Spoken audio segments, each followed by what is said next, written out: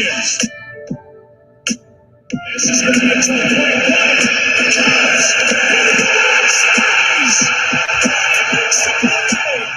over. And the Cubs have fired from it all. 8-7-10. Welcome to the best sports podcast on the planet. This is a Triple Shot Sports Podcast. I am your host, Brandon Combe, joined as always by the Soup Boss Chad Lounder. Chad, how's it going, buddy? Yeah, I love our intro because, you know, it's going to be a long time till I ever hear sounds like that with the way my Boston teams are playing lately. So at least I get to hear that every single time. Hey, man, I'm pumped. The Cubs have the best record in baseball right now. One week into it. It's not going to matter this year. Yeah, it's not going to matter this year anyways. Oh, boy. Here we go. All right. So besides all that, I'm also pumped because we are live for the very first time on the RTF Sports Network. Woo! Oh, man. It's been a long time coming, but we are here. We are ready, and we are here for 2 hours. How about that stuff, Chad?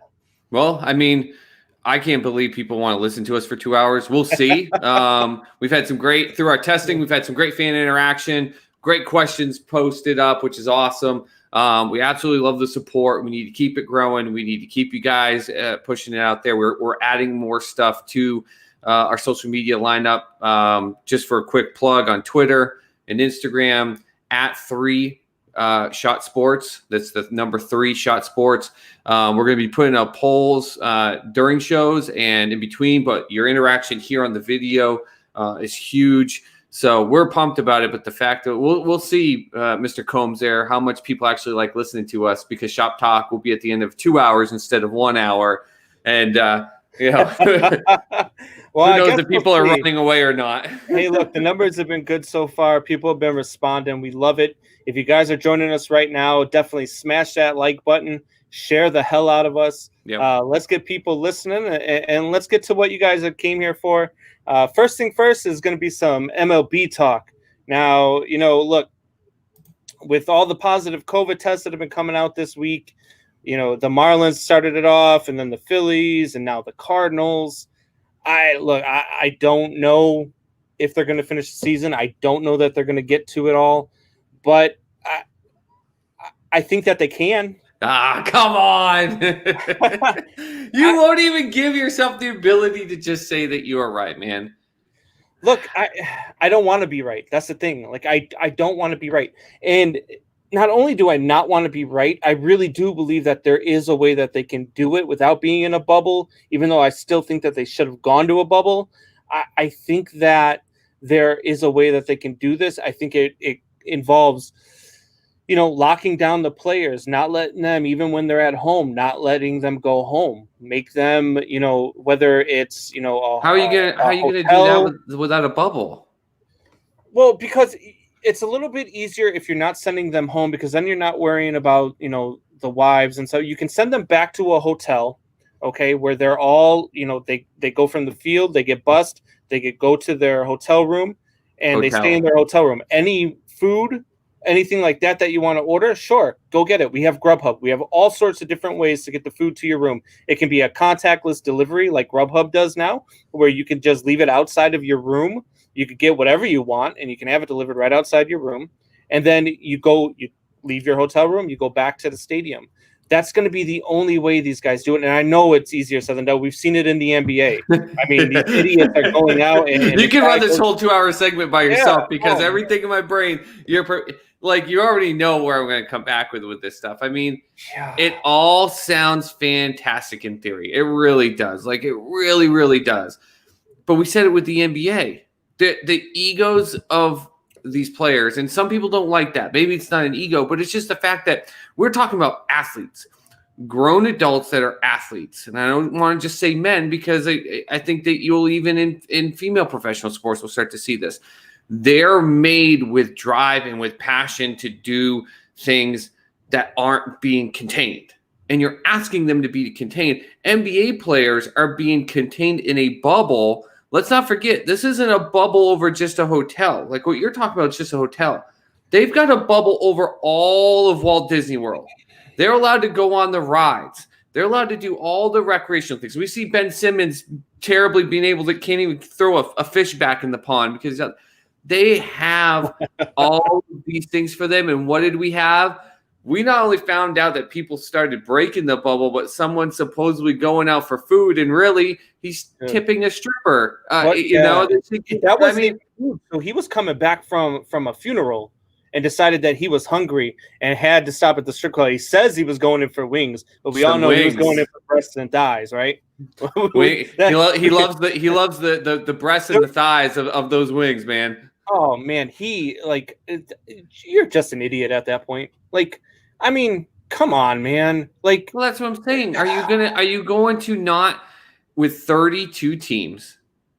How long before you don't have an idiot? Now, if you have 100 in Major League Baseball, if you have 162 game season, here's where I think it actually might work, because you can accommodate for some of this happening where you can start putting things off.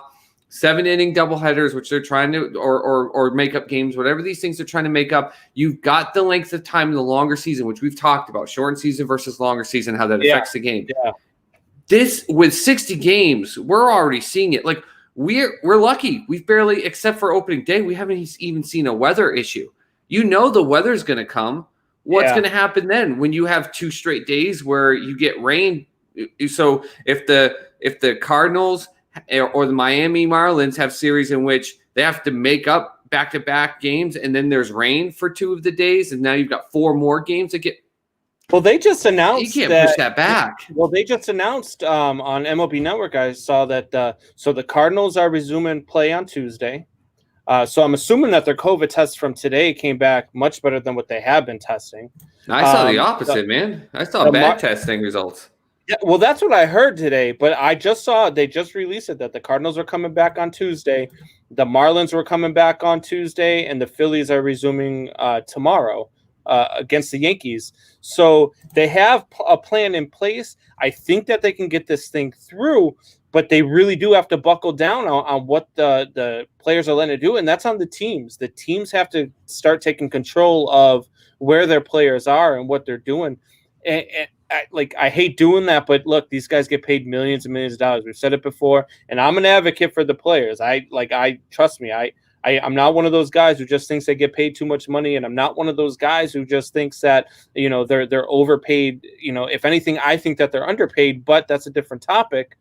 I think that they make millions of dollars to play the game, and the teams really need to buckle down on these guys and say, hey, look, this is what it is. This is the reality we're living in. And if you guys really want to get this full season in and get paid for your full, 60 games that we're doing, plus playoffs and a World Series, hopefully, you guys need to do this. Here I come with my old man, my old, back in my day, ready? What you just brought up again is a scenario in which it all sounds great until you put it into reality.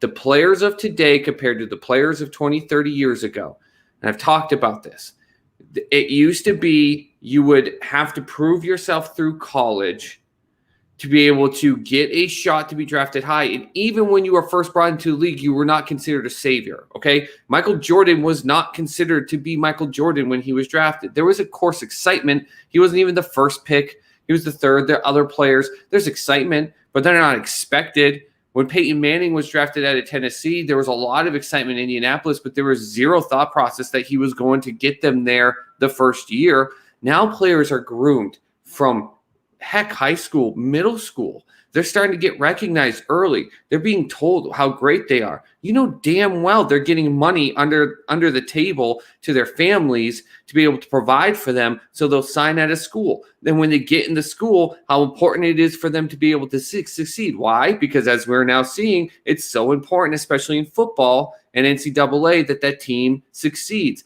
Then they get told how great they are. Then they're allowed to start talking to agents earlier. What are the agents telling them? You're going to be great. You're going to get this high of a draft pick. And once you even get drafted, even then it's not, okay, I'm on the Arizona Cardinals because I got drafted. No, it's how much money are we going to make sure you get because you deserve it. Before they even take a step onto a professional sports field, they are groomed to be told how great they are. They are already built to know that they are amazing inside and out, which we all love sports. We think this, right? but it drives something in their head to say, I can do what I want. Because since the time they're 10 years old, they are groomed to believe you deserve what you want and you deserve to get it how you want it. And so when these players are starting to get crazy in a bubble of Walt Disney World, are you kidding me? I could do that for a year. These players aren't even going a month, and they're losing it, and they're making sure they're taking trips back from funerals to stop and see strippers and wings. Like, you can't. These guys it all sounds great in theory, man. Theory doesn't work. These guys are definitely those guys. Those guys, they've been told that they're great. They've been told that they're this. They've been told that they're that. But you know what? They're also grown-ass men. And those grown-ass men need to realize that if they really want their sport to survive, like they were talking about before all this was going on and they were having the issue with the owners and how much they wanted to get paid, they have to buckle down and they have to be men right now and say, listen, this is what we got to do. If we want our sport to survive this COVID thing, we need to do this, this, and this. And this is the only way that it works because we have to do it together. We can't do this separately. We can't just have, one guy saying, yeah, let's do this, let's do it, while the next guy is going out to the club tonight, or the next guy is going out to wherever, to strip club, to do whatever you want to do. It's not going to work. And if you keep doing it, you're going to get yourself in trouble, and you're going to cause the MLB to have to shut down. I think just to be able to plug the Twitter page for us at 3 Shot Sports, very first poll that's ever going to go up here for us. They're going to be up for 2 days, by the way. And as we get more people in, we'll have them where the results come during the show. We'll do some in the middle, but just to see if we can get some people on there and do some answers here for our next show on Tuesday. Very first options: ego-driven grown children or grown-ass men, to use your words. And that's what I like it. That's going to be our first one. There you go. All right, here we go. So the comments are starting to come in, so I'll go through a couple of comments real quick. We got Alan look. Go Cardinals! Go Cardinals! And you know what? I'm already going to spoil it. You've already got something in our lineup about how I was wrong about the Cardinals. They're 2 games out.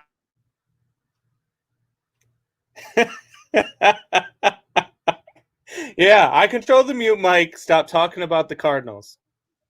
But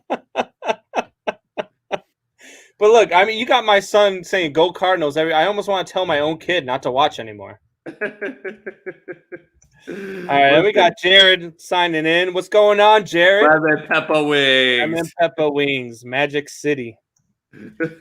Man, oh man. And then Wayne, you can't make Joe Moron wear a mask in the store, but you can keep privileged athletes secluded for a month. Look, I get it. Yeah. But those privileged athletes have to understand that there is what makes the game tick.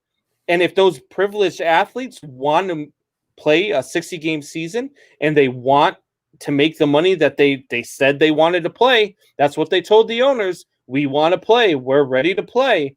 And so they got everything that they wanted for it so that the owners can make a play. Now it's time for them to show that they really want to play. I mean, it's just that simple. No, it's not.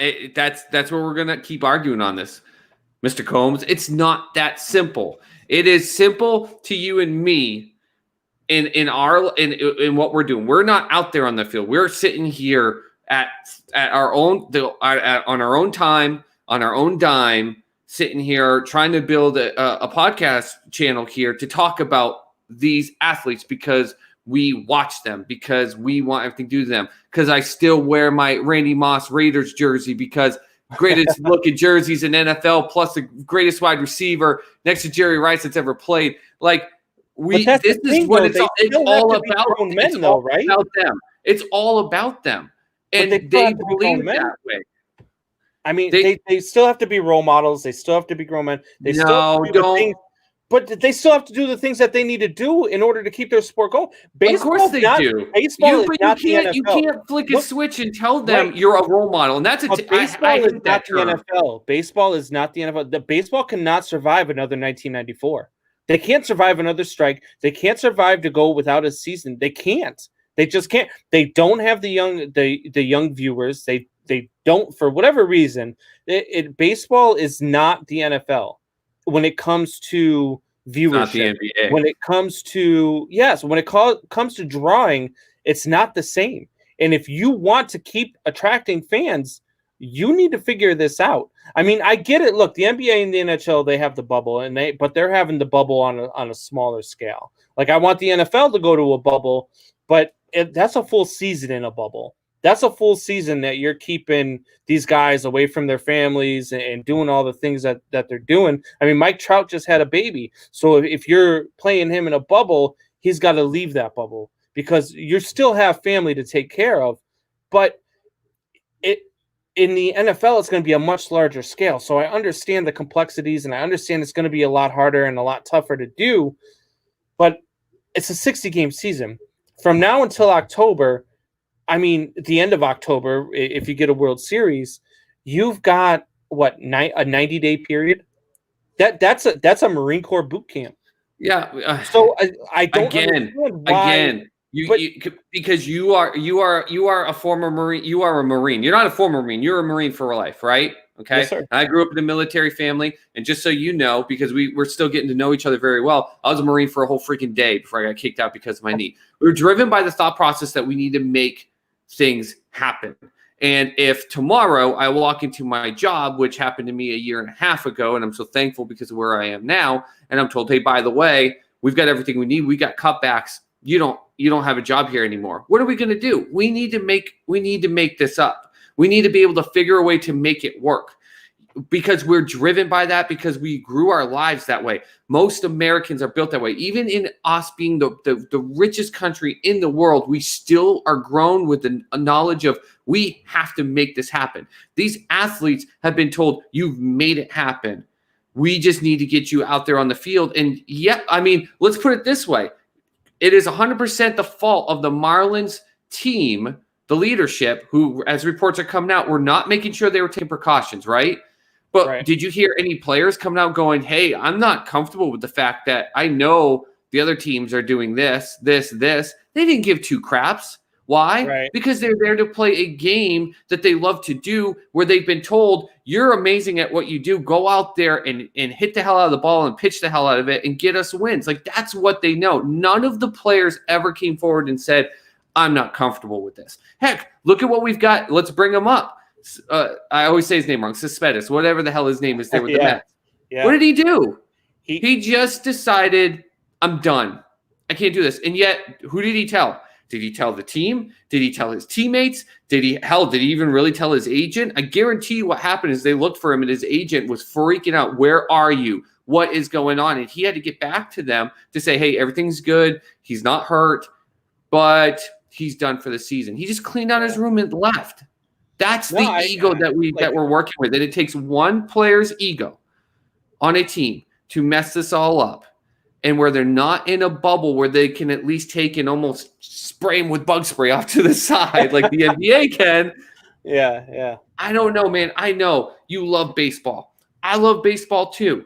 You know, if this was the NHL right now with the playoff hockey going on, which, by the way, good job dropping the ball today, Bruins. I mean, if this was them and they were traveling, I would be freaking out because I want this to finish. And the fact that the NHL is in a bubble to say, we're not going to let this crap happen. And there's also a mentality different in the NHL where these players are not raised with the mentality of you are a superstar, you are this, you are that. They earn it. You can see the difference. You can see the difference in an NHL and an NBA just with what's going on in those two bubbles. The NBA told, hey, we have no negative testing, but you know they're damn lucky. You know they're damn lucky. Right. The MLB and wanted to go, man, but you can't keep piling these games on a 60-game season. Yeah. You can't have a month straight of doubleheaders. I'm telling you, I think that MLB is going to do everything they can to push through this. Manfred warned everybody, and then he came out and there was a report that all the networks that are airing MLB games were told to seek alternative programming in case the league shuts down and all that other good stuff. Right. I'd like to think that, and I get it, these guys are millionaires, but again, they're still grown men. There's still guys who are, in their mid-20s, early 30s, some of them late 30s.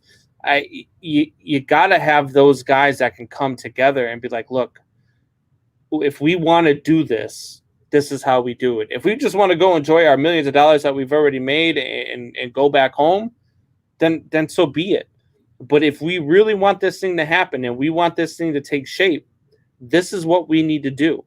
And if they don't do that, they're going to lose out. Yeah, you are the cheerleader every team needs, sir. Yeah. Mr. Combs, you're that guy that needs to go in. And hey, listen, I think it literally comes down to something where you look at guys like where we've seen in history, like a Greg Popovich, okay? Who just says, listen, I'm trying to watch my language here. Don't screw around.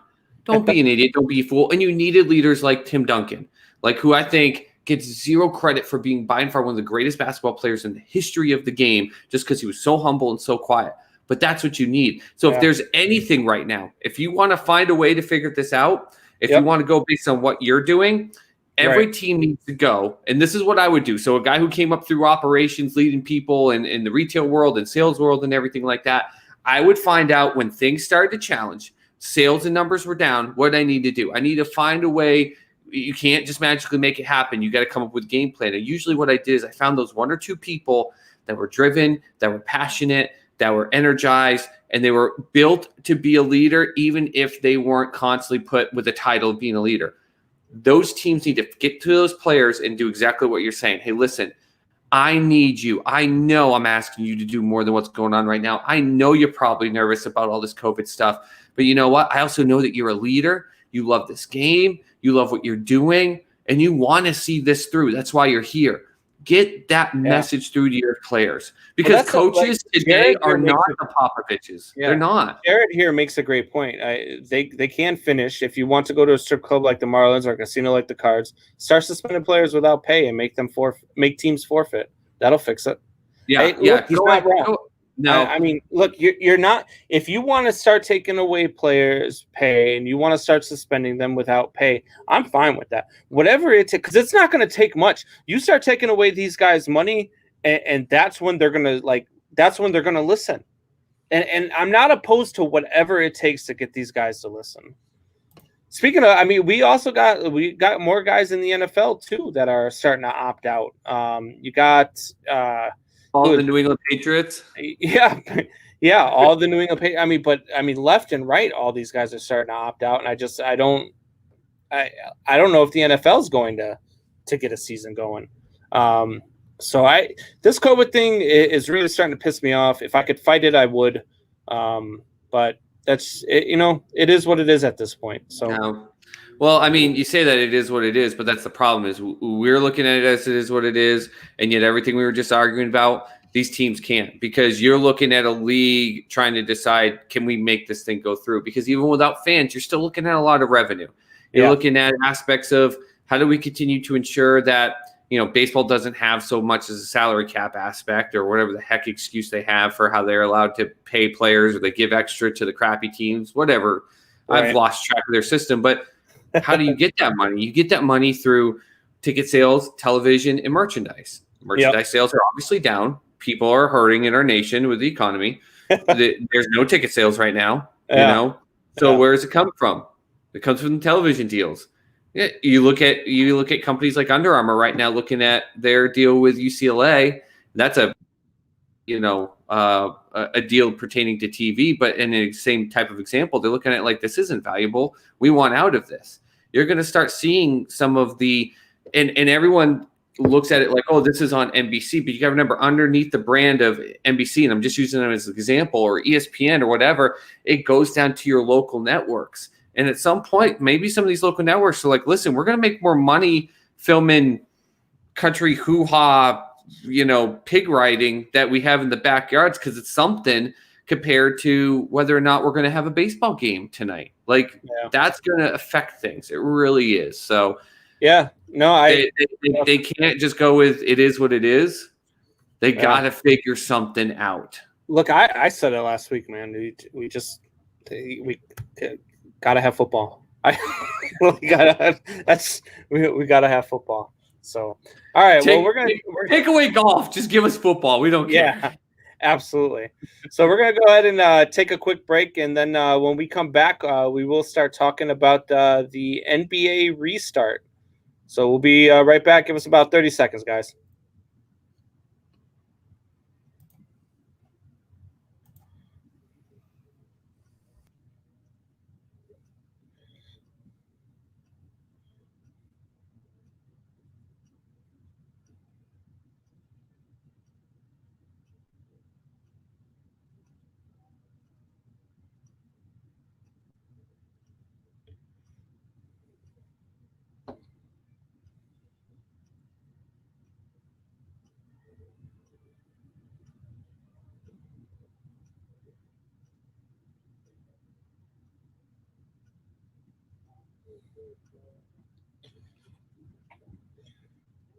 All right, so we're back. Going to get into some NBA talk here.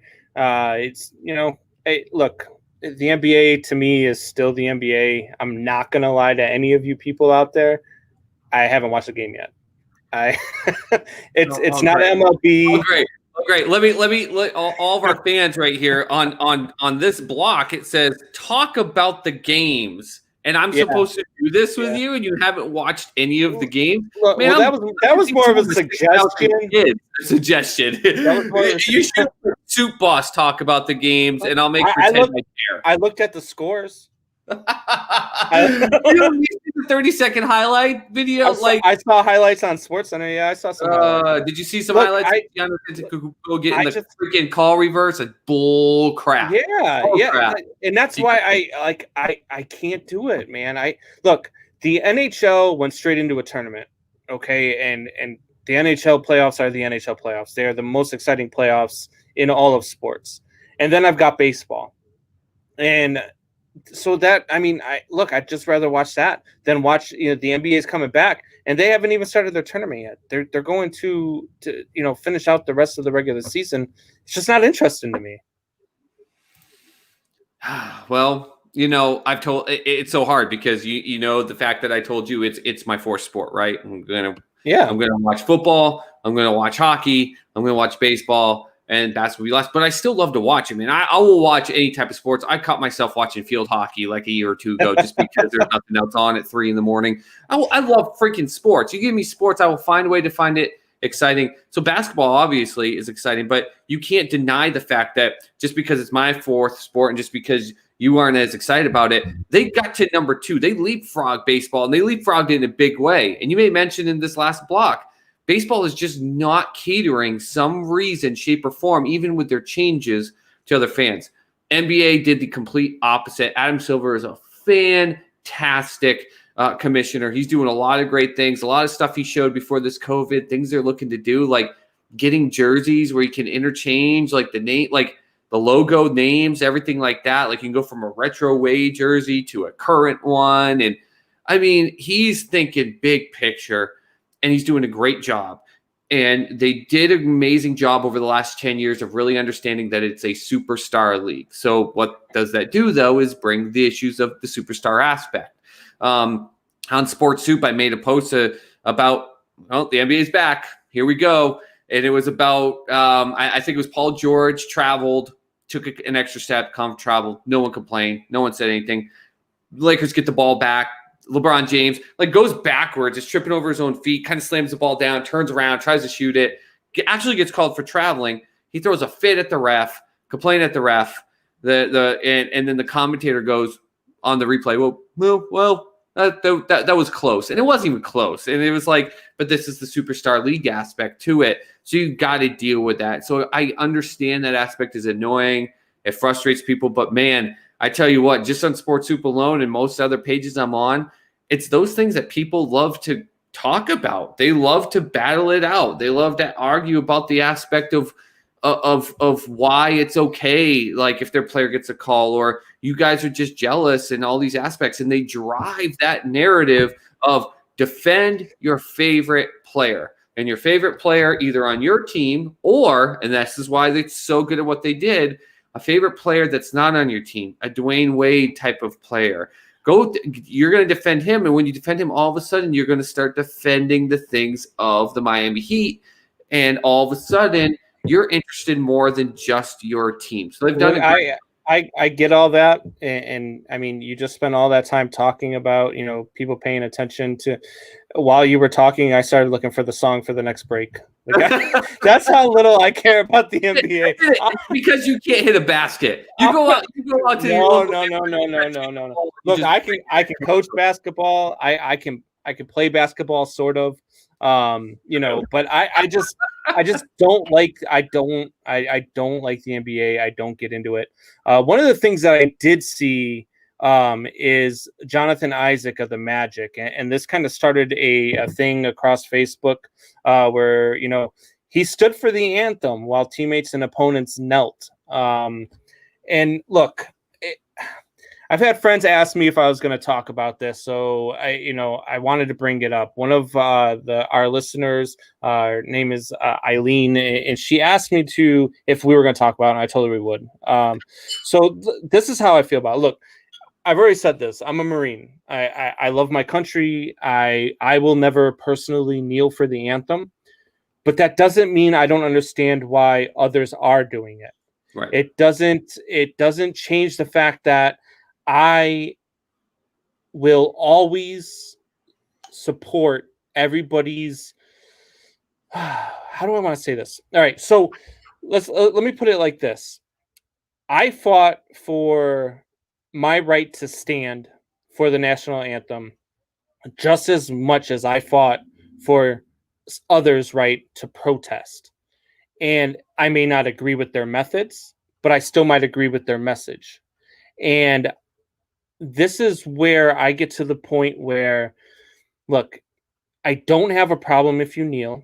I also don't have a problem if you stand. Colin Kaepernick started that whole kneeling thing, and people went crazy on him. But Colin Kaepernick started out by sitting on the bench, and then he took a knee because he was asked to by a Navy SEAL, by a veteran, who said, look, we show respect to our fallen brothers by taking a kneel in front of their grave.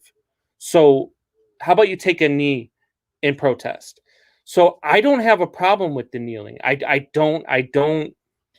I will never kneel, but I don't condemn those who do.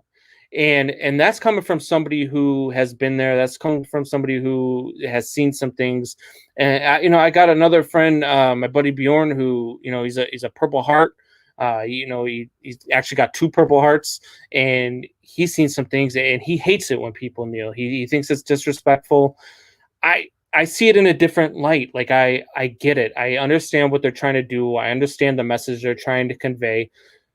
Do I think that they should all stand? It makes no difference to me, because to me the anthem is the anthem. I will always stand. I will always worry about what I do before I worry about what others do. But you have to understand that we fought for your rights, and your right to protest is one of your rights. So I mean, I'm. Do you feel any differently, boss? First off, I muted my mic to give you every minute you needed to there, because what I think situations like this in our current world, what doesn't happen is listening. No one listens anymore. We just don't. Yeah. No one hears the opinions or thought processes or reasons why the 6 painted on the ground looks like a 9 to them because they're standing on the other side. Okay. So first off, thank you for your service. Anyone listening to this that's been a service member or have helped any service members. And I think sometimes people in the medical field or the police field or the fire department field, anyone for their service. Thank you. First off, in that aspect, 100%. I agree with you. I think, it's funny to me that so many people tote the aspect of we are Americans and we are free, but then get so mad and say you're not allowed to kneel, when that's the opposite of freedom. Telling people what they can't do is you limiting their ability for freedom. Now, there are things of respect. They're not stomping on the flag. They're not burning the flag. They aren't flipping the middle finger off in the bird during the anthem. I never heard Colin Kaepernick get up and say, by the way, screw America, no matter what some people think. And he made unfortunate choices, just like we all make terrible mistakes with what he wore for socks. That was always be something that'll frustrate me, and what he wore for a shirt. There are people, though, that made it such a thing that it became an issue when I didn't feel it needed to be. I think it should have been, if you want to kneel to be able to protest, let's say, police brutality or social justice issues, then do that. Do that with a message, because everyone at the same time is mad at people in America going around rioting right now and looting and destroying businesses and stuff. But you're so mad at that. But if you would just let them kneel and then you listen to them, just like I let you talk so I could hear you, I think we would be so much better off. But here's, at the end of the day with it, I've got a little bit of a challenge pertaining to it with the national anthem as a whole that I think would help solve something. And I'm going to address this by asking you a question, Brandon. What other country in the world, or how many other countries in the world, play their national anthem before local professional sports? I'll be honest with you. I don't know that answer. I'm not sure if there's any. There's zero. Now teams that Canada, play, right? that teams that Canada play through, does. Canada does, because of sports pertaining to our leagues that are stationed in America. So the NHL, the NBA, the Torontos, they do it, but it's played with the American one as well. And it's because of that standard. No other country in the world in local professional sports plays their national anthem before a game. International games, yes, and we all understand that, right? Because it's America versus Spain in the World Cup. Actually, America in the World Cup when it's male, right? Go U.S. women's soccer. I freaking For love all those watching that them. have hit me up and said we never talk about soccer, there you go. We just mentioned it. Women's U.S. soccer is the greatest soccer team this country will ever see. For everyone that gets pissed off, there's your little segue or rabbit trail. Watch female soccer and watch some of the greatest athletes you'll ever see in your life, okay? Quit bitching about the male team is never going to make it. They just aren't, okay? They went and got the best coach and he flamed out.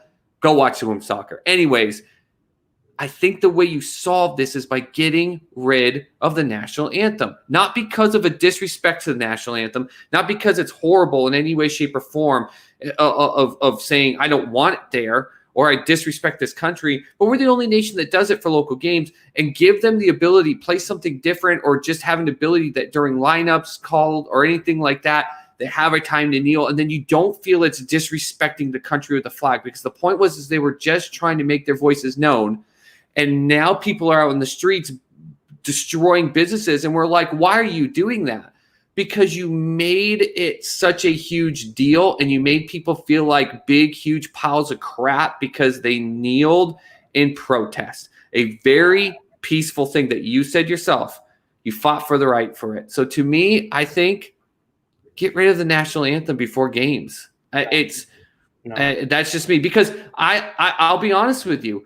I try to, whenever I can think about it, and especially like the Super Bowl, I stand up during the national anthem. But you know what I'm doing a lot of times at the beginning of games, and it's going on? I'm going and grabbing one of these. I'm going to go take a leak. I'm talking to my friends about what's going on. I'm checking, and I know I'm not the only one, checking my phone right before the game, checking my fantasy lineup. Did I get the right people in? We sit at home and have zero respect for the anthem, way we want these athletes to do it, and then we sit here on social media and go, oh, just kneel during it. What a piece of crap. I've taken a dump during the national anthem.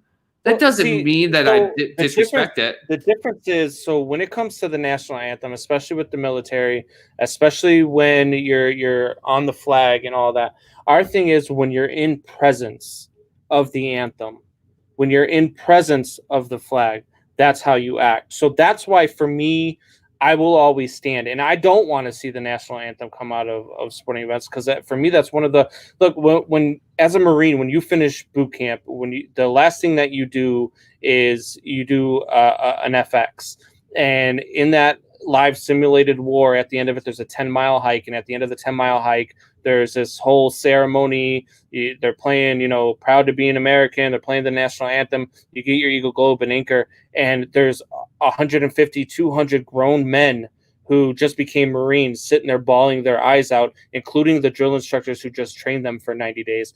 And that is the reason why I stand. that is the reason why that song means so much to me, and that's the reason why the flag means so much to me.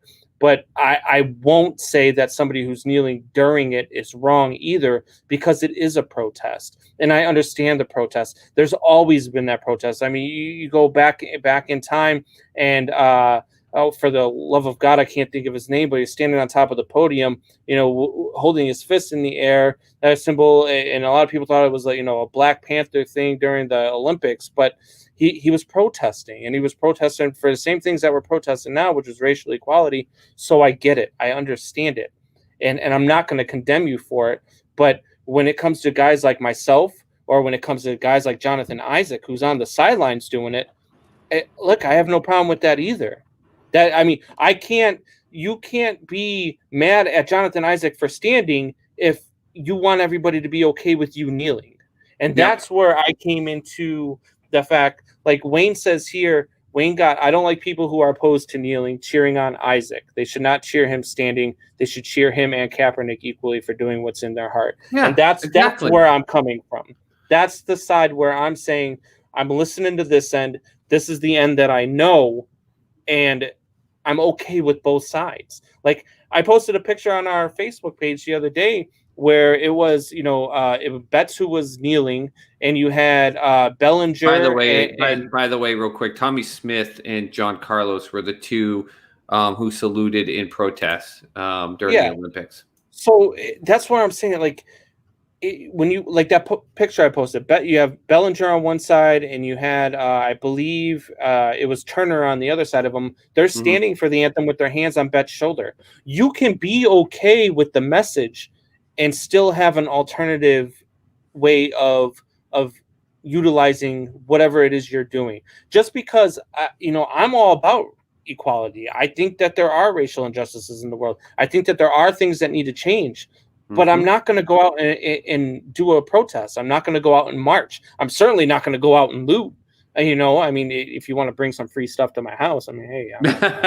But I'm just saying, just because I have a different approach doesn't mean I don't agree with the message. So can agree. You can still do what you want to do and still understand both sides of the fence. It's My favorite thing to say is it's okay to agree to disagree. It is okay. Because usually when people are agreeing on something, that means they've come to a resolution. That means that even when you say, hey, we're going to disagree, it's okay. Because at the same time, though, you're wanting peace, or you're wanting someone to hear you. So even the statement of, I hear you, but here's why I disagree. But I think it's okay that we disagree, because we come from two different lives, and that's okay. I think it's also okay to say, I don't understand what you've gone through. I want to hear what you're going through. But then at the same time, be like saying, to be able to say, I completely hear you and what you're saying, but I think there's a point where it goes too far. I think where the emotions went the wrong way is the fact that when Colin Kaepernick kneeled, and as you said, I think it was the Green Beret that stated like, hey, you should kneel. He literally took the time, no matter what you think of Colin Kaepernick. Remember, everyone take a step back. Everyone that's listening to this right now, they heard the words Colin Kaepernick, and they start doing this. I can't stand that, man. Having all those kids in China making his Nike shoes and driving his Maserati. But he talks about social justice. Relax, take a breath, and listen. As Brandon said, he sat, a military veteran, the decorated Green Beret, had a conversation with him. And even though if you look at his stories afterwards, he says, I still do not agree. I will not kneel for it, but I think it was better. I think he listened and came to a resolution that was better. Colin Kaepernick listened and said, okay, I will not sit, because sitting by himself away from his team and not giving any reverence to the national anthem could come across as disrespectful. So he said, I understand. Let me come to my team, to the front line, but I'm going to kneel because I think we're in trouble when it comes to some social injustices in this country, which if you think about the national anthem, it's literally there to stand up about how great our nation is. but our nation's not perfect. So it's a great time to say, hey, guys, I respect the national anthem, but we got to think about some stuff here. And I think that was it. But people lost their minds. And I think what's funny is people forget about this.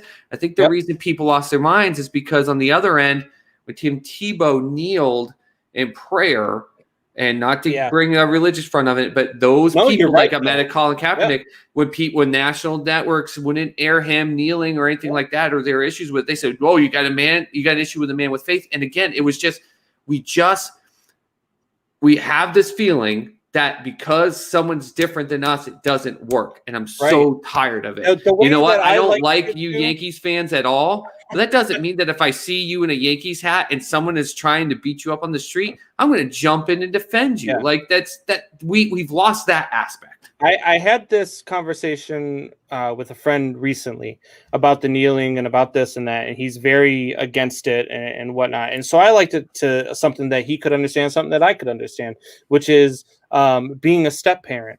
So, I'm going through a divorce and all that. And I have, she had a son who she brought into the marriage, and he was, 1 year old. And so he's my son. Like I've taken care of him since he was 1. So regardless of the divorce, regardless of that, he's still there, and he's always going to be my son. So you want if his mom goes out now and starts dating another guy, I want to get along with that guy because I want to know that he's good with my kid. So I want that same thing, that same mentality goes into the whole kneeling thing, because when you want somebody to understand your side of the fence, you have to understand their side of the fence too. So just because things didn't work out between me and his mom doesn't mean that things can't, be okay between me and you, because we're in a different scenario now. So just because I don't agree with kneeling doesn't mean that I don't agree with your protest and I don't agree with your message.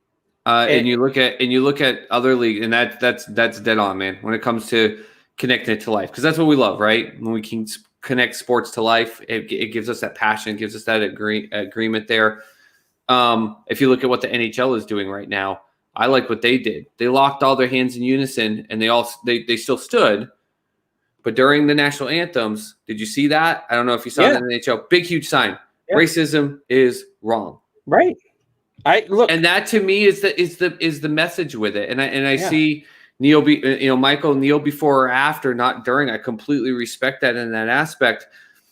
But I just sometimes wonder if people are so angered by the aspect of it's different than me, so therefore it's wrong. I won't kneel. I'll never kneel, but I won't get mad because it's peaceful. Where you're saying kneel before or after is that nobody's watching before or after.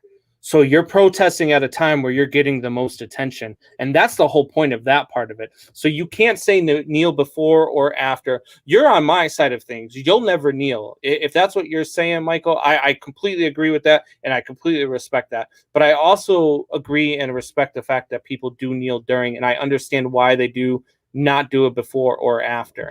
And I definitely don't want to take the national anthem out of sporting events. That's not like, I don't know. That's just not I don't know. But we can agree to disagree there, Mr. Combs. We can agree to disagree. Let me on that aspect, let me give some reflection here just to kind of share, because I think a lot of times we come with opinions, but it's crazy when people actually talk about how they may be changed. So when during the Colin Kaepernick thing, was actually someone who said, because I said I would never kneel. I would never kneel. Even though I don't like our government half the time and I don't like the system, I won't kneel because it stands for something different. So I used to say that, like, man, you're Colin Kaepernick. You're a Super Bowl quarterback. You've got a platform and everything. And I remember saying this. I was having a conversation with someone and I said, you've got so many other platforms. You sit on a podium and you get to talk about it. That's your time to do it. And he came back to me, the gentleman I was talking to, and he said, why do you think they asked him questions, though, at the podium about it? And I stopped. And I said, oh. And he said, the reason that he got to bring it up at the podium, which you're right, that's the time for him to talk about it. He's not screaming during it, but it's because he kneeled. It brought the attention so that then he could voice his issues. That's all it is. It is bringing the ability to bring attention to something, to be able to have a conversation. And we have to start in this nation as we get into the point. We talk about our sports stars having egos. Yeah. I think we as human beings are starting to get to the point where we think, I've learned everything I need to learn, so therefore that's it. I'm right, and you're different than me. Instead of saying, I want to have a conversation. And to me, that opened my eyes. It changed my mindset of going, okay, all right. Now, if Colin Kaepernick goes up to the mic and goes, screw this country, screw you guys, everything is wrong, F you. Well, yeah, then I'm going to be like, screw you for even kneeling. Who the hell do you think you are? But he didn't. He said, we need to talk about some injustices going on. That's why I kneeled. Yeah. No, and trust me, I understand. I think we just lost half of our listeners, by the way. I understand. There's like 14 comments. Please share this video so we get more people in, because I think we just lost people. Michael Buckheiser says we need another ginger on. Oh no, I think he's asking if we need another ginger on. As long as you got to have a beard at least half my height. His is kind of scraggly. I don't know if you've seen him, but he's got a scraggly red beard where it's like just patched up and kind of looks like a cat licked his face while there's milk on it or something. Gotta start shaving that up, buddy. Go against the grain. That's the same Michael Buckheiser, by the way, who had a certain running back ranked 7th. While Miles Sanders was ranked 4th. So, well, you just keep growing that beard. Boo. Worst ranking ever. I agree. Ever. I agree. And he just keeps coming out with more and more rankings, and I don't ranking ever. Cap was there to simply cause it. See, you're wrong. No, no, Michael, I like you. We get along. You're just wrong. He was there to look. I agree. The timing of his, protest was suspect because he did get benched, and it did kind of seem like he wanted the spotlight on him. So I understand that part of it. But he was doing it for a reason, and Cap has been a fixture in that community trying to do things. So he's donated, he's done time, he's doing things to support what he was protesting. So you're wrong when you say he was just trying to cause a rift, because I understand people that say that he takes advantage of like a capitalistic economy of ours to be able to spread his voice. He definitely does. Yeah. He definitely does. He takes advantage of it, and there's some counteractive things when you think about it. Sure thing, but listen, to say that he was there for just a rift, people, if they that think that aspect of it, what good did he do? Did it do him in terms of his career? He didn't get re-signed. He didn't end up staying the 49ers quarterback. See, he wasn't that good. That's why he got benched in the first place. Well, he had two good seasons, and that was it. But to cause a rift is to think that you get more attention, which he did, but he didn't get more attention to be a better player. And in fact, I'll say this right now. I think the fact that the NFL gave him a chance for a workout, and then he was like, hey, we're going to do it all my way, that was stupid. That was a dumb-ass, selfish, egotistical decision. And I think good that the league was like, well, no, we're not going to follow you. He has to deal with the consequences of that. But everything that we've brought up, the kneeling thing didn't cause no. You know what? Fine. You're right. He did do it to cause a rift. He did it to cause a rift that created conversation in the nation about what's really going on. And he never once went up to the podium and said, screw anyone who thinks differently than me. Right. He just wanted a conversation.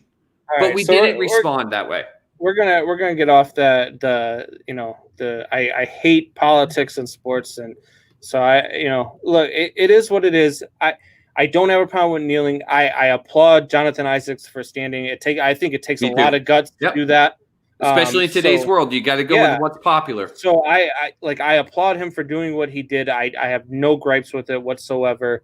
I also have no gripes with the people who kneeled. And if you have a problem with the kneeling, you can't have a problem with the standing. And if you have a problem with the standing, you can't have a problem with the kneeling. It's just it doesn't go. You have to see both sides of the fence. And if you don't, then you should probably do a little bit of research and open your mind a little bit. So I think we got beautiful pictures. I think we got beautiful pictures in the NBA where we saw people kneeling and we saw people standing.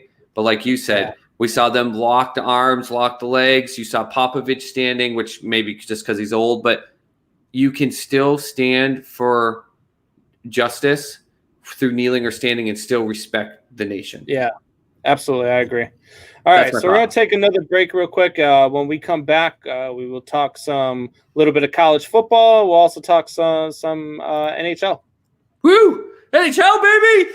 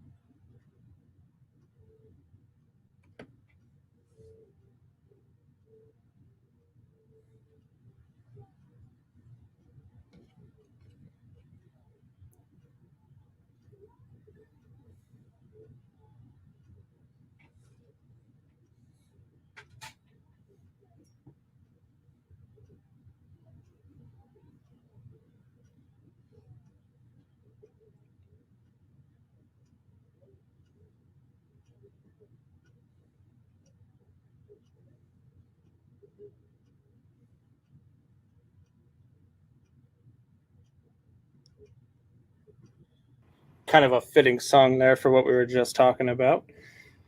All right, guys, so we're back.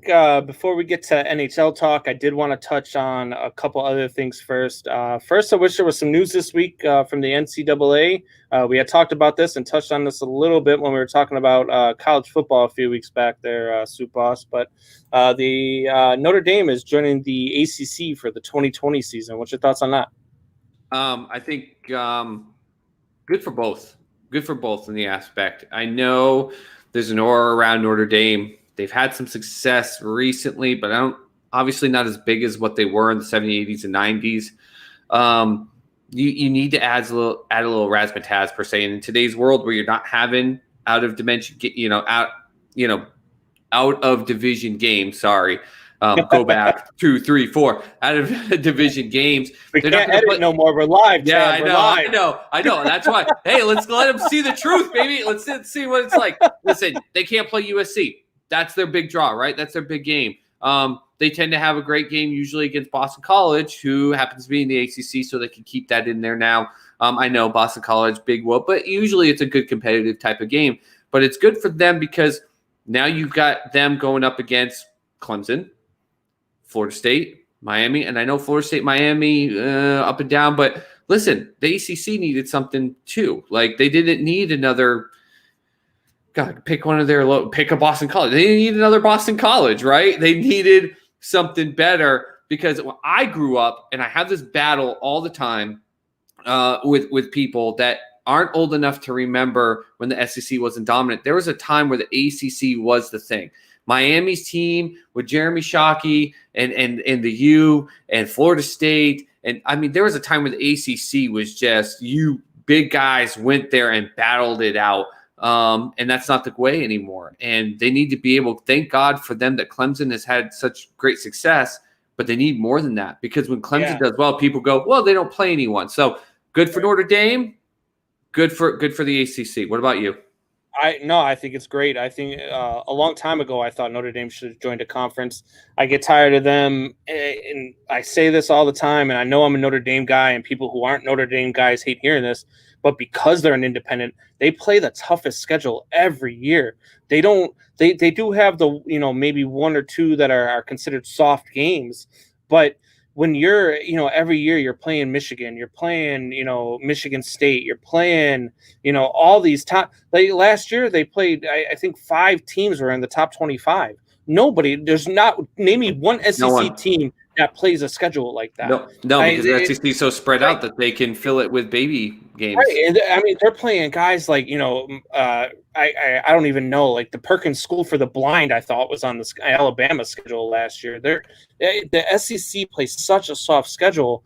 But so I'm glad that Notre Dame joins the ACC. I think that it will do good for them.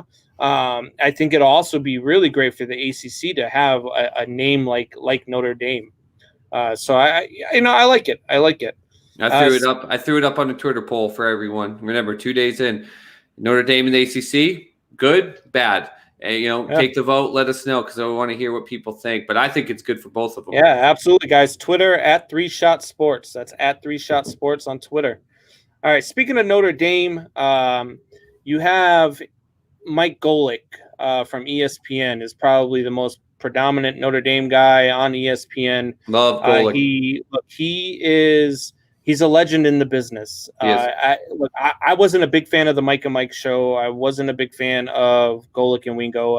So I'll admit that when it comes to sports radio, I'm a guy who enjoys listening to guys like Dan Le Batard and Stu Gatz. I like listening to guys. I love Le Batard and Stu Gatz too, but man, you want to sit here and pay the guy respect that I think his show sucks. No. I'm just saying they weren't for me. Like I would listen. I listen to Mike and Mike every morning, but I thought that they were a little too politically correct sometimes, and I don't know. So it just wasn't my thing. I always look forward to Le Batard and Stu Gatz or Mike Mad Dog Russo, those types of guys.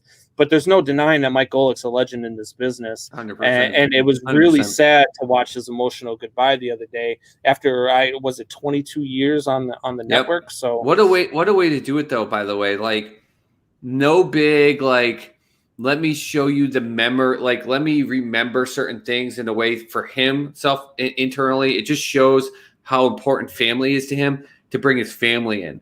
And it was he just wanted to be able to do it with his family. Now I'll say one thing on our banner here, Brandon. I was going to bring it up, but I figured we'd say it to here. I don't think he's gone though from ESPN.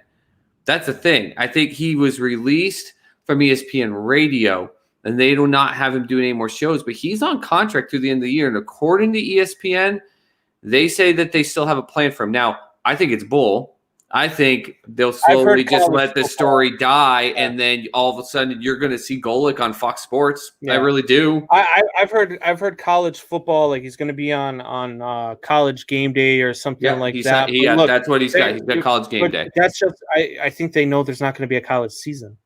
I don't think that or very little to do with it. Yeah, I don't think that the colleges are going to be able to play their season. I mean, if the NFL is not going to play their season, I don't even know how you can make the NCAA play their season. Like, I know they're separate entities. I don't know how you ask athletes who are student athletes and they don't get paid for this to go ahead and do things that professionals aren't willing to do. No, so, you see the Pac-12, what they came out with over here over the weekend, saying that they got a list of demands that they need them to be able to be held to in order for them to play, which I was in the car with my boys here earlier today, and I was listening to it, and I was like, that's a hostage situation. Give me our list of demands or you don't get what you want. I was like, that's some hostage or terrorist type of activity there. But at the same time, that's what we're facing. And I thought it was more just focused on the aspect of COVID, and it was other things too. So yeah, we're looking at a challenge of a year when it comes to NCAA football, and I think they put him there. Hey, I think it's one of those things. He's got a contract through the year. If he goes on and there's a spark and they do have these, interconference or, games, and he drives some people and he creates good banter, all of a sudden you may see him get signed for another year or two. But I think it allows them the ability, hey, they phase him out. ESPN is turning around and signing people for big money, but then cutting the salaries or people from half their team. Fox Sports is just waiting for it. They're waiting to pick up Mike Golic, which is too bad. Yeah, I think that they. They don't get paid. Yeah. They don't get paid. Well, I mean, unless you go to like Alabama and Florida, and they don't get paid. That doesn't happen.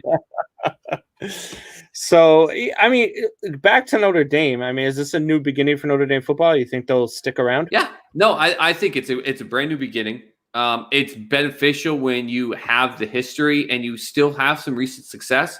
Everyone likes to make the joke about Manti Te'o and his girlfriend and everything like that. And that aspect, Hey, but she was hot. You just couldn't see her. She was so hot that it distracted him in the championship game that year. He was looking everywhere. He just couldn't find her in the stands when he made some big tackles. But listen, they've gone to the national championship game. They've had some recent success. They have not been the Notre Dame that a lot of us know growing up. That's why I think it's good. It's not a Louisville going. It's not a Boston College going into division. This is Notre Dame we're talking about. Now, instead of being this, we're independent and we always play our USC and Boston College game, and those two schools have been kind of flat over the last 20 years. All of a sudden, without Leinart and without Matt Ryan, sticking them in with the Clemson, who Deshaun Watson and Trevor Lawrence and their recent success in championships. And let's not forget that even though they go up and down, Florida State has won a championship here in the last 10 years. Miami all of a sudden started making a little bit of a comeback, though last year was a really rough slap in the face for them. You stick Notre Dame in there, the history, still some recent success. Yeah. Like I said, it's not just good for them; it's good for the ACC. I really love it.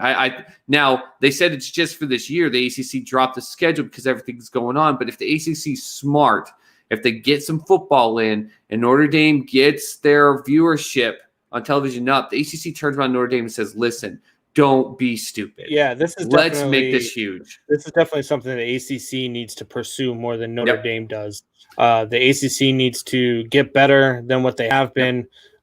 They can't lean on the Florida States anymore. The ACC has been a down conference for probably the last 10 to 12 years. If it wasn't outside of Clemson, if it wasn't for Clemson, but that's what you can paint to them. Imagine every year a Notre Dame Clemson ACC championship game. There's no Virginia Tech, Boston College, like you said, Florida State and Miami. That's how they can paint it. You get to play Clemson. You have to make sure Clemson and Notre Dame are in a different division, though. You can't be stupid. You got to put them in a different division. Got to be smart like the SEC does it. You got to give them credit. That's where they smart. They broke it up in the SEC. So let's get to some NHL talk. Yeah. Let's go. They laid an egg today, boy. They laid an egg, and I've never been so excited to see an egg laid. Like hockey, baby. Let's go. We just lost another quarter of our fans. I don't care. You know what? That's what I love about hockey is that any team at any time can go. I thought the Bruins were one of the favorites in the. I love the Bruins. I think that they have a really good team. But and then I thought the Blackhawks had no chance against Edmonton. And then they go up and they put up 6 goals. I was pleasantly surprised. I mean, the NHL's back. Everything's good so far. The Avalanche and Blues are about to go to overtime. Coyotes and Predators was a good game. What a good game, man. No one saw that with the Coyotes. Friggin' they came out roaring 3-0 league, and then the Predators just tried climbing back in and almost had that chance. Yeah. I mean, Canadians and Penguins too. I mean, where the frick did the Canadians come from? They didn't even belong in this damn playoffs, and they come out and they beat Pittsburgh in overtime yesterday. Yeah, I don't talk about either one of those two teams. Screw them. Hey, listen, I've heard Gold Cardinals every week since we started this podcast together. So we'll talk Canadians. No, hey, listen, man. I'm gonna say this. What I say to everyone. I say it on Sports Soup all the time. I say it to all my friends. It boggles my mind that so many fans, and I'm not going to talk about a specific game, but just in the fact of the league, we talk about NBA players, how much more of wussies they are compared to the day of Jordan in the Pistons. Man, you couldn't get away with crying all the time. In baseball, constant complaining at the plate. In football, they're not even allowed to hit anymore, which I kind of agree. Like defenders can't hit or they get called, and it's so ridiculous. We hear this all the time. It's so ridiculous. They either don't want to play tough or they're not allowed to play tough. People, I know it's on ice skates and 90% of America does not ice skate. It's okay. I don't ice skate either. I try. I suck at it. Watch the game. They are fantastic. It is fast-paced. It never stops. And these guys are on skates, changing direction a ton of times, but they allow legally hits that would make NFL players today cry to their mommies. If you want excitement in your sports, go watch the NHL right now. And I don't even care if I'm doing a plug for them. NHL.tv, $5 gets you every single game. Every single playoff game, unless it's got a blackout in your area, which sucked when I found out the Bruins got blacked out today, but then YouTube TV had it. But every single game, just go watch it. Give it a shot. $5. Go give it a shot. I've got Toronto and Columbus on the TV right now. Like I love hockey. Hockey is the most exciting, especially the playoffs. Hockey is the most exciting sport to watch. I don't care what anybody says. And I get it. They don't have faces, right? They have Crosby, they have Ovechkin. Those are kind of like Crosby's probably the most household name. Most people, you ask them who plays in hockey, I guarantee you most people would still go, oh, I think Wayne Gretzky still plays. Like most people don't know. So make a face. If you're tired of the faces that you enjoy in the other three sports, go find a face. Just watch all the games, get super excited, tell yourself, holy crap, I didn't realize that.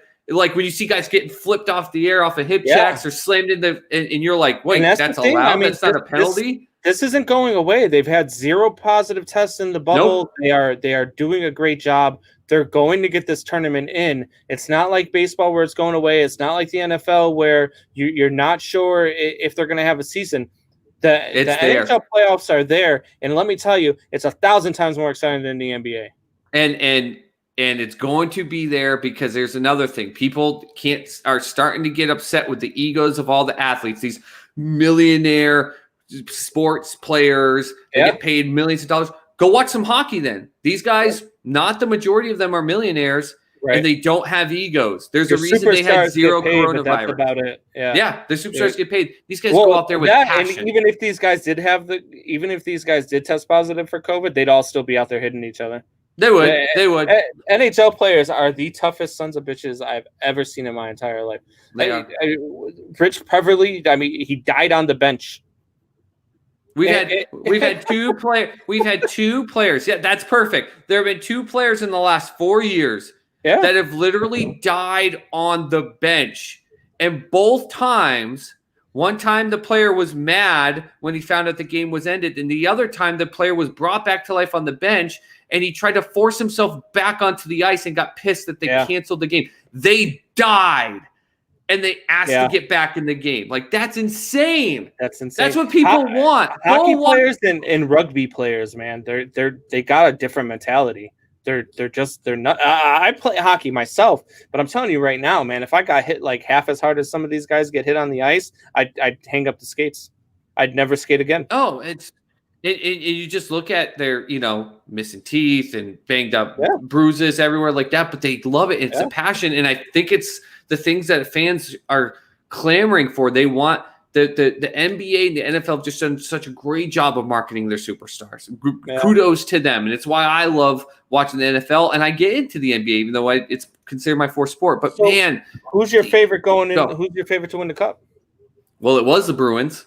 And they're still in round robins. They can't be. They still can. They only had 1 exhibition, which it was just an exhibition. And then, they're just in round robins. But, a round robin against the Philadelphia Flyers – you needed to bring it, and I had a little worries after the exhibition with 2 glass.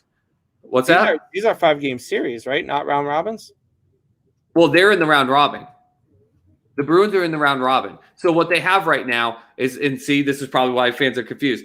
They have playoff games going on right now, but the top teams are in round robins, which gives them the ability to keep playing without it being in the playoffs while they wait for the rest of the seeds to get filtered in. Okay. Here's my issue with that is that, we say it all the time. They play the regular season at 70% and playoff at 110%.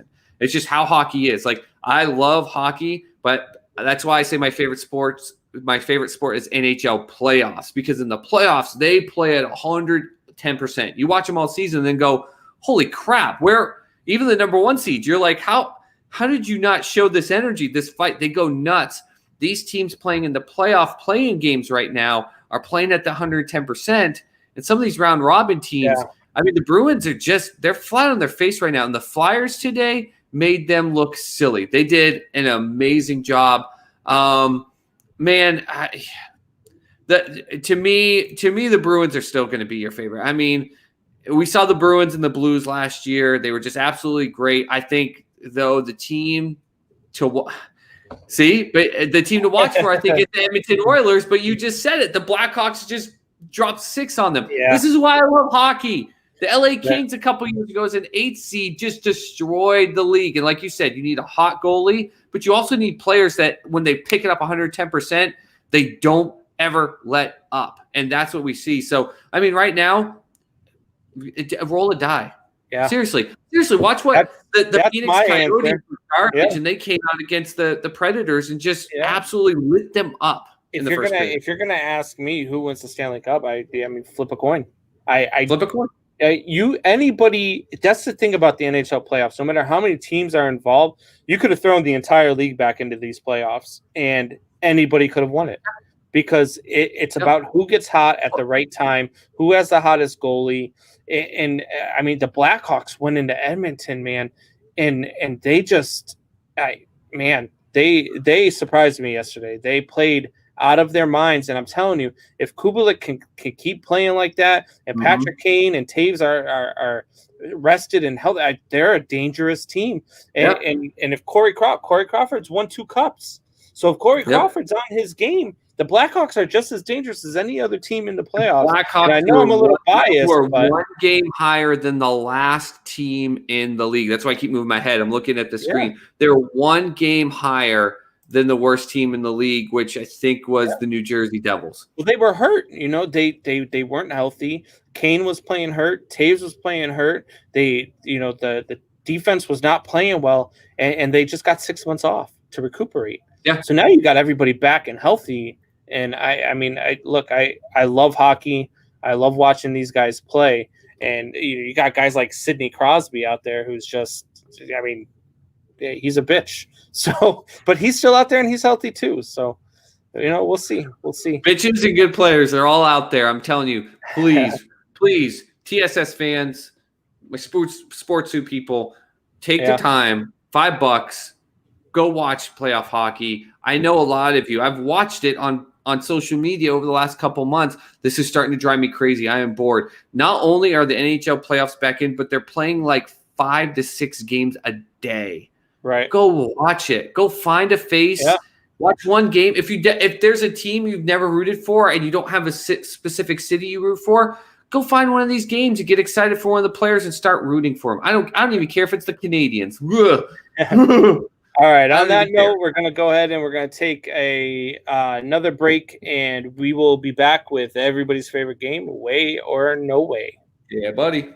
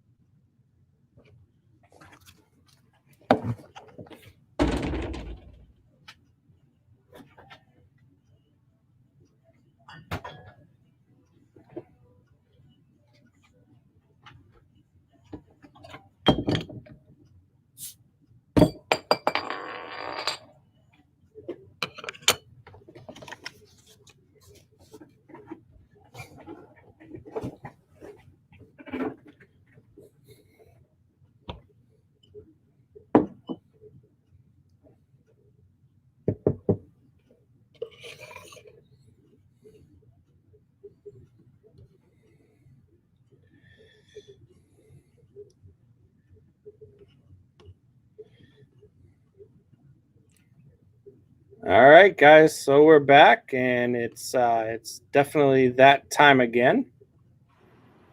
On that note, game on! It's time for everybody's favorite game. You guys know how this one goes. It is Way or No Way. No way. Yes way. All right. So how this works is we go ahead with a series of different little points of views that I like to make up, and then we go with our answers, which is either way or no way. And sometimes Chad likes to go the old Wayne route and go way, kind of no way. But Get out of here. I've done that once. You've done it more than I have. Get the hell out of here.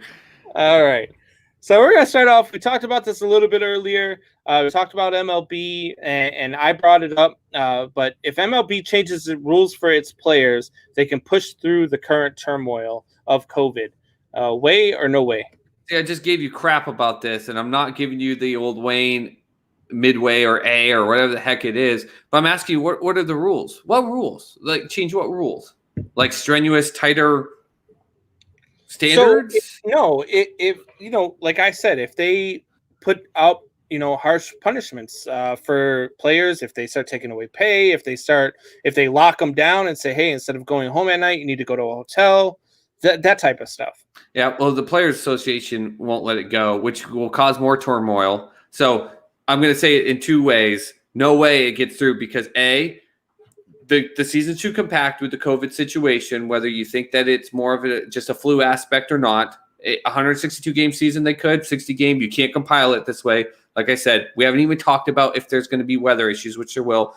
And B, any rules you try to put on these players, look at what happened with Cespedes. He literally was like, I'm done. I'm walking out. He just decided he was going to do it on his own. Some of these players are going to go to the Players Association and go, you can't make them do this to us. No way. Stand up for us. And that's going to happen. So no way. I can't believe we're still doing this, Mr. Combs, you and I. But we started our first podcast. I said, I think they can do this. And you said, there's no way because of XYZ. And I've defended your points since that day.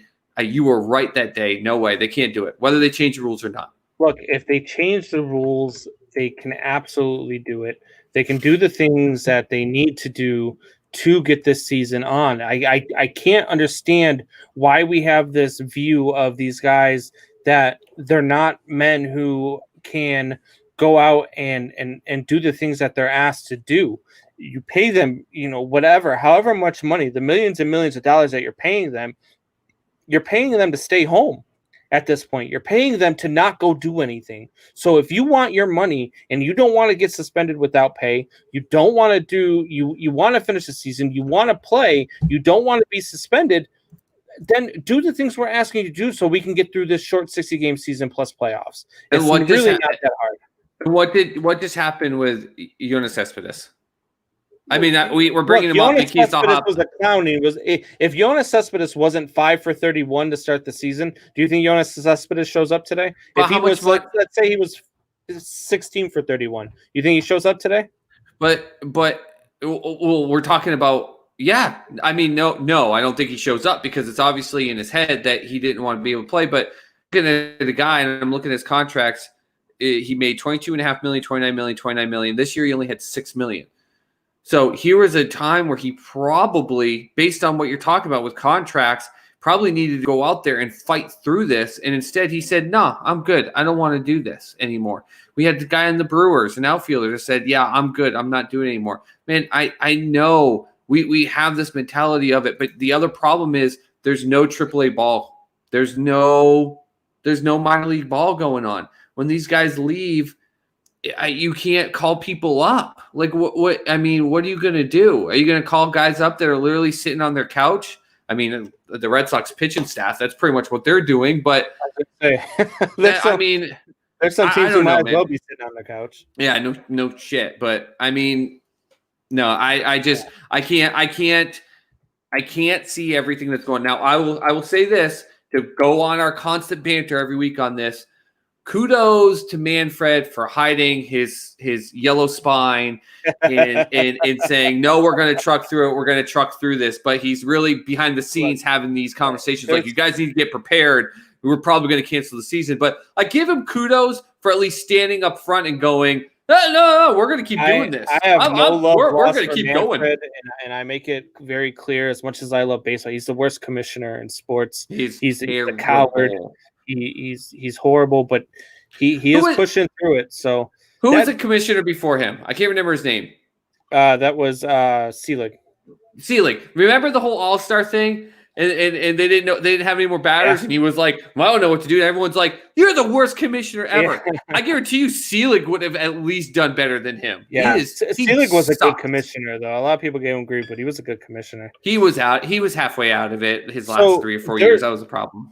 There's been talks if baseball does shut down, that they would shut down for maybe 2 to 3 weeks and then try to come back. So that leads me to my next way or no way.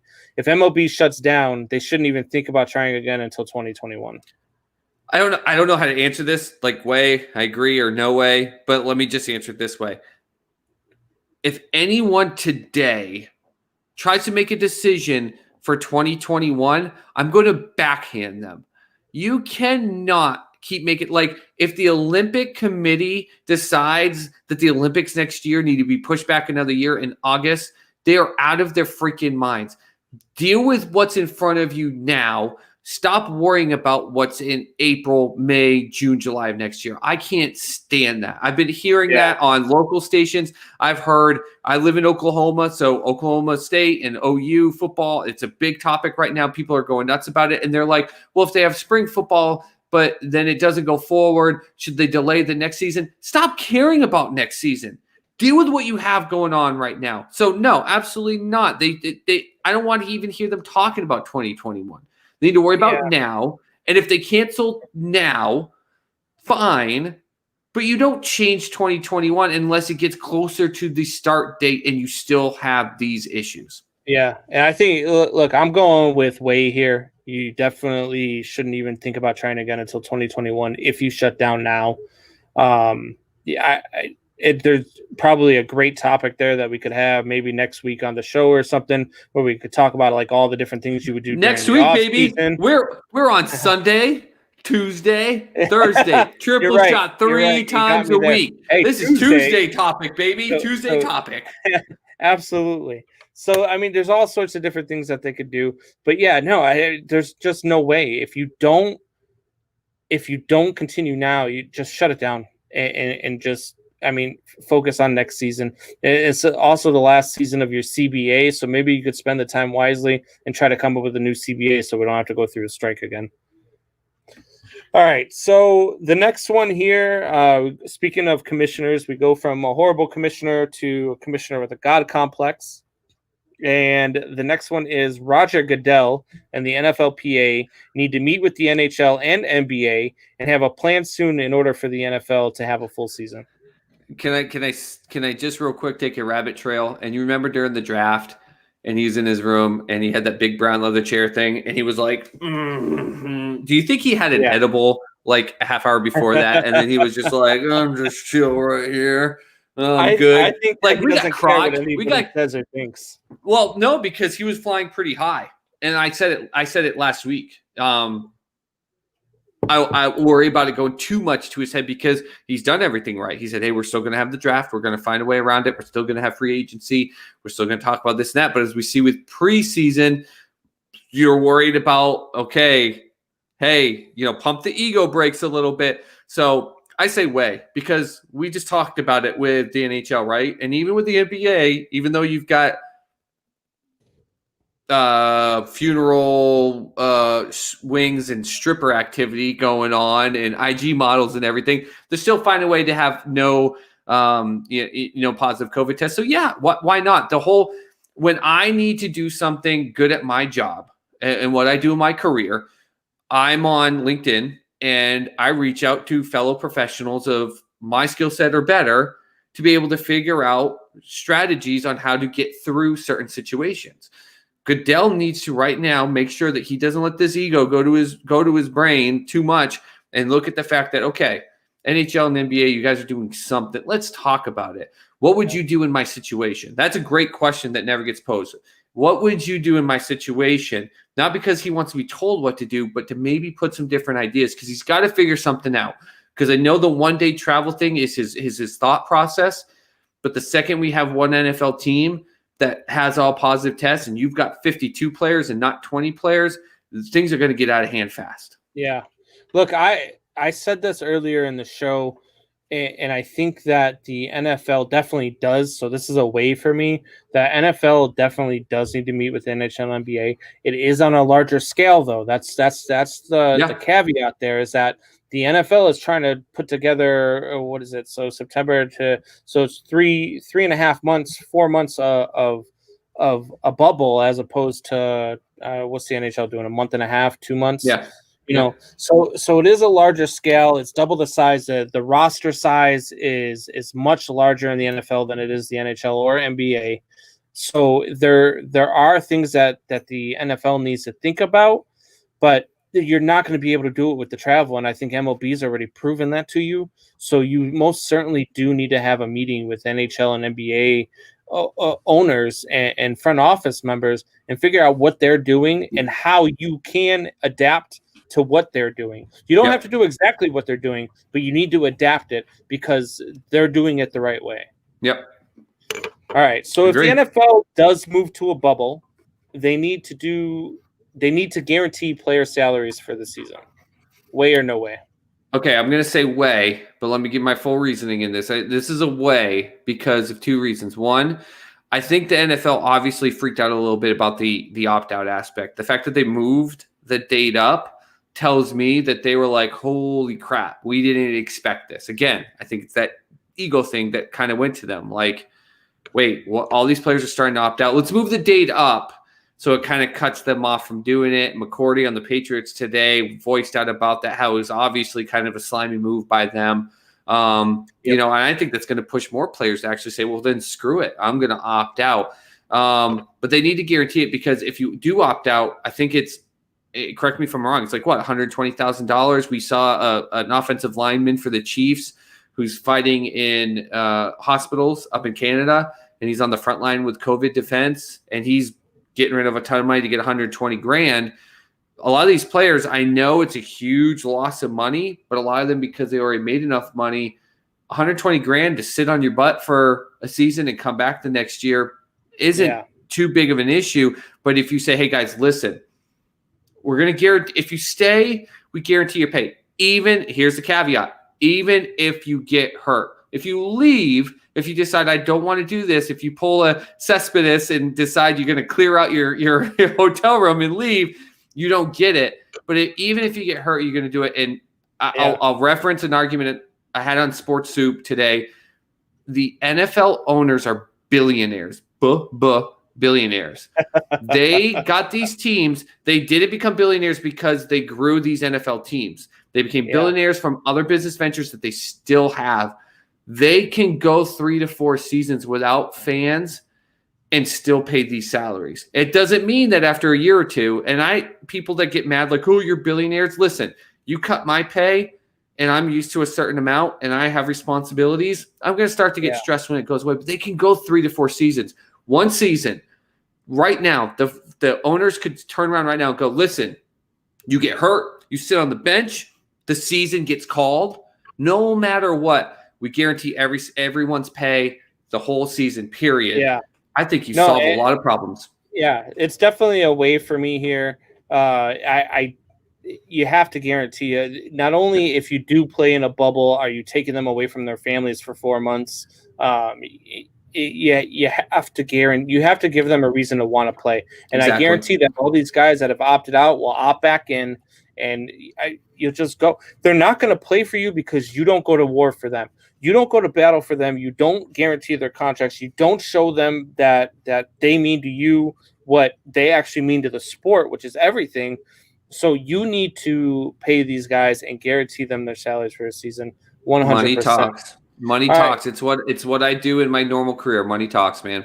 Before we get to the last one, we are gonna, after we go through the way or no way, we are going to get to our shop talk segment that is for you guys, that is for the fans, all for our live viewers. So if you guys have anything that you want to talk about, start jumping into the comment section. Go ahead and comment. Let us know what you want to hear, what you want us to talk about, things that are on your mind, things that aren't on your mind. Let's just hear it all, and we'll go there. But now I want to get to my favorite way or no way question of all time. Mute my fucking mic now. That is Soup Boss. Wrong. wrong about the St. Louis Cardinals. You don't even have to answer, Soup Boss. The answer is way. You were wrong. You were wrong. You were wrong. Not only have they not started off well, but now they can't play because they're all dying of COVID. How far are we in this season? Well, are you freaking stupid? 1 week. This is why you had that dumbass excuse as to why the Cardinals won last year. It was a down year. This makes me want to buy a Cardinals jersey so bad and wear it. I'm not wrong a week into a COVID season that the Cardinals, who are 2 games behind your friggin' precious Cubs, that was wrong. Now. They're not wrong. They're not wrong. You're wrong. The season's not over. Wait. There's no 60 games. You're wrong, and you're muted. You're wrong. You're wrong. You don't even need to answer this. It's okay. It's okay. You weren't ruining, your Wayne Gregoire, 96%. It's okay. You're only at about 3% of the time that you're right anyway. So we are going to. You're muted. So you're talking to yourself right now. I'm gonna keep talking. Listen, this would be like right now, me looking at the fact that Aaron Judge today, and I said it to you before we came on, he hit that stupid 3-run home run in that goofy-ass wiffle ball park in New York. And it would have been like me being like, he is lucky. That wiffle ball park makes it easy. But that doesn't mean I bullshit my way through it just because I hate the Yankees. You're so blinded by hatred. You can't even admit that the Cardinals were the better team last year than your Cubs. We are going to go ahead and move on. We're going to take another break, and then we will definitely get to our shop segment, which is all for you live viewers. And we definitely want you guys to interact. So let us know what you want to talk about. And we'll be back here in about 30 seconds.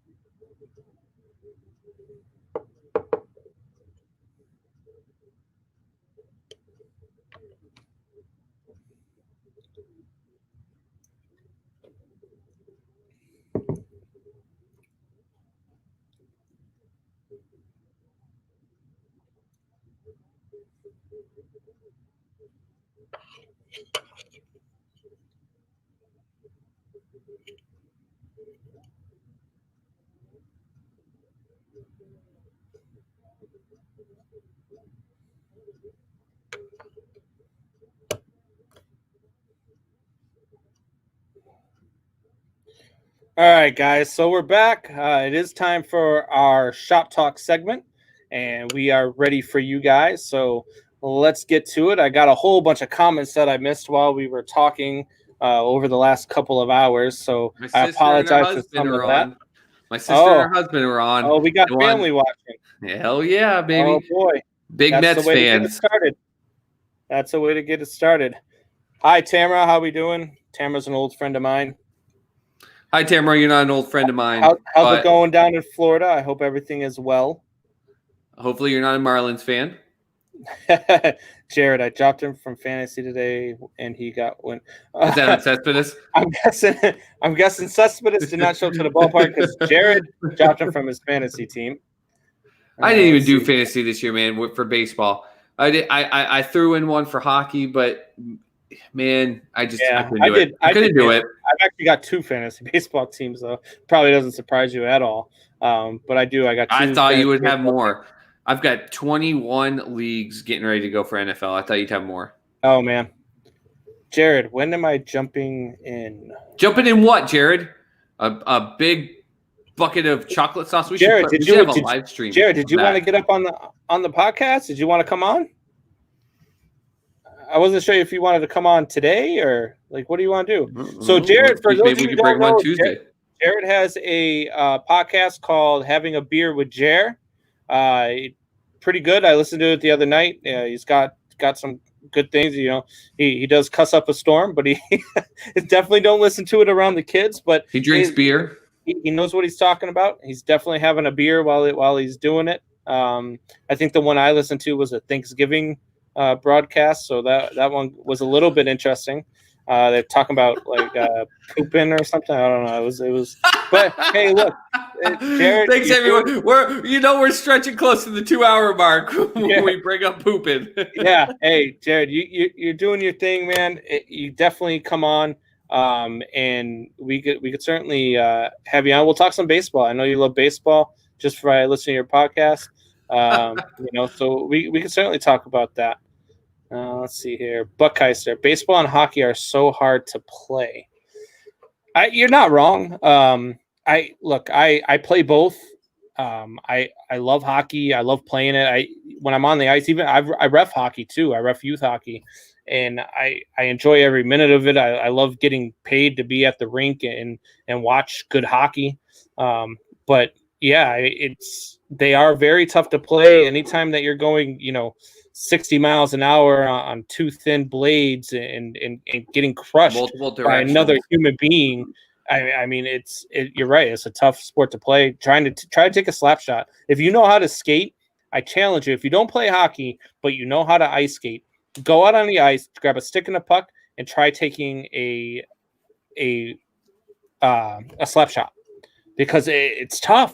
And these guys make it look so easy.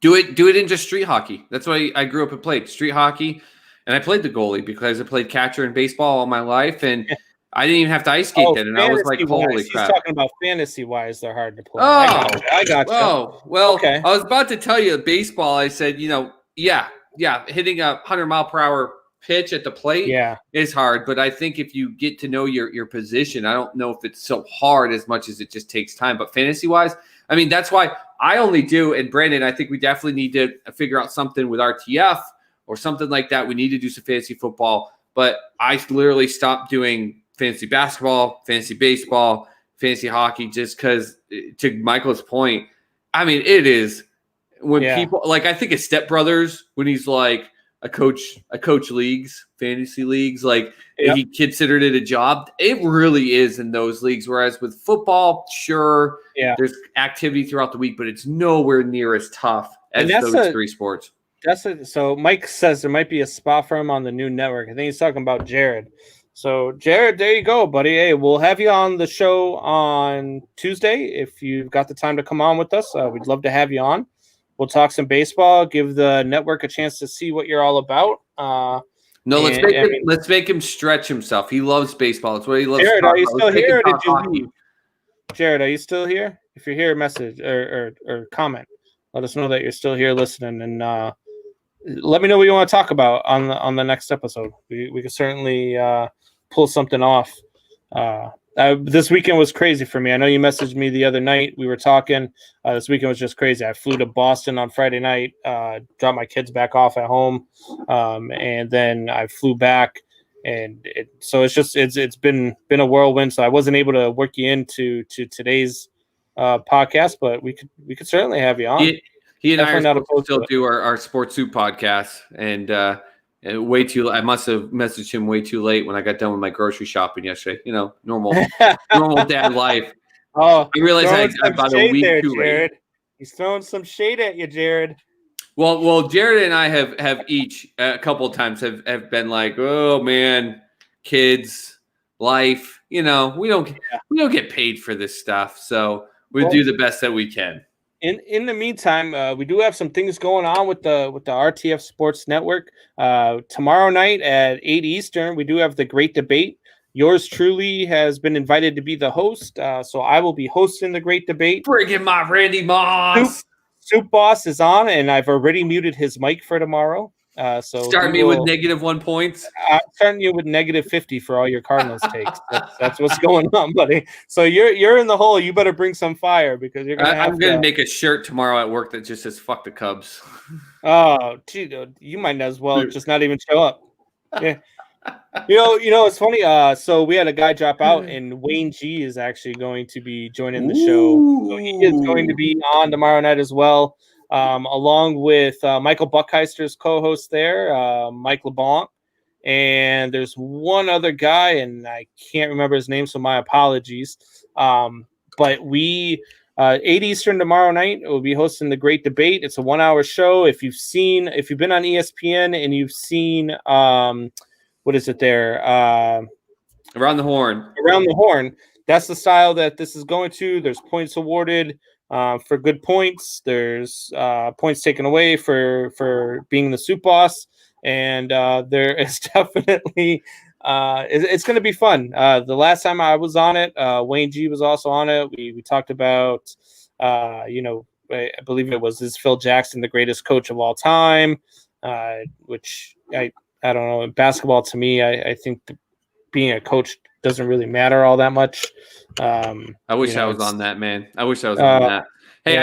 I just got a notification. I gave my excited.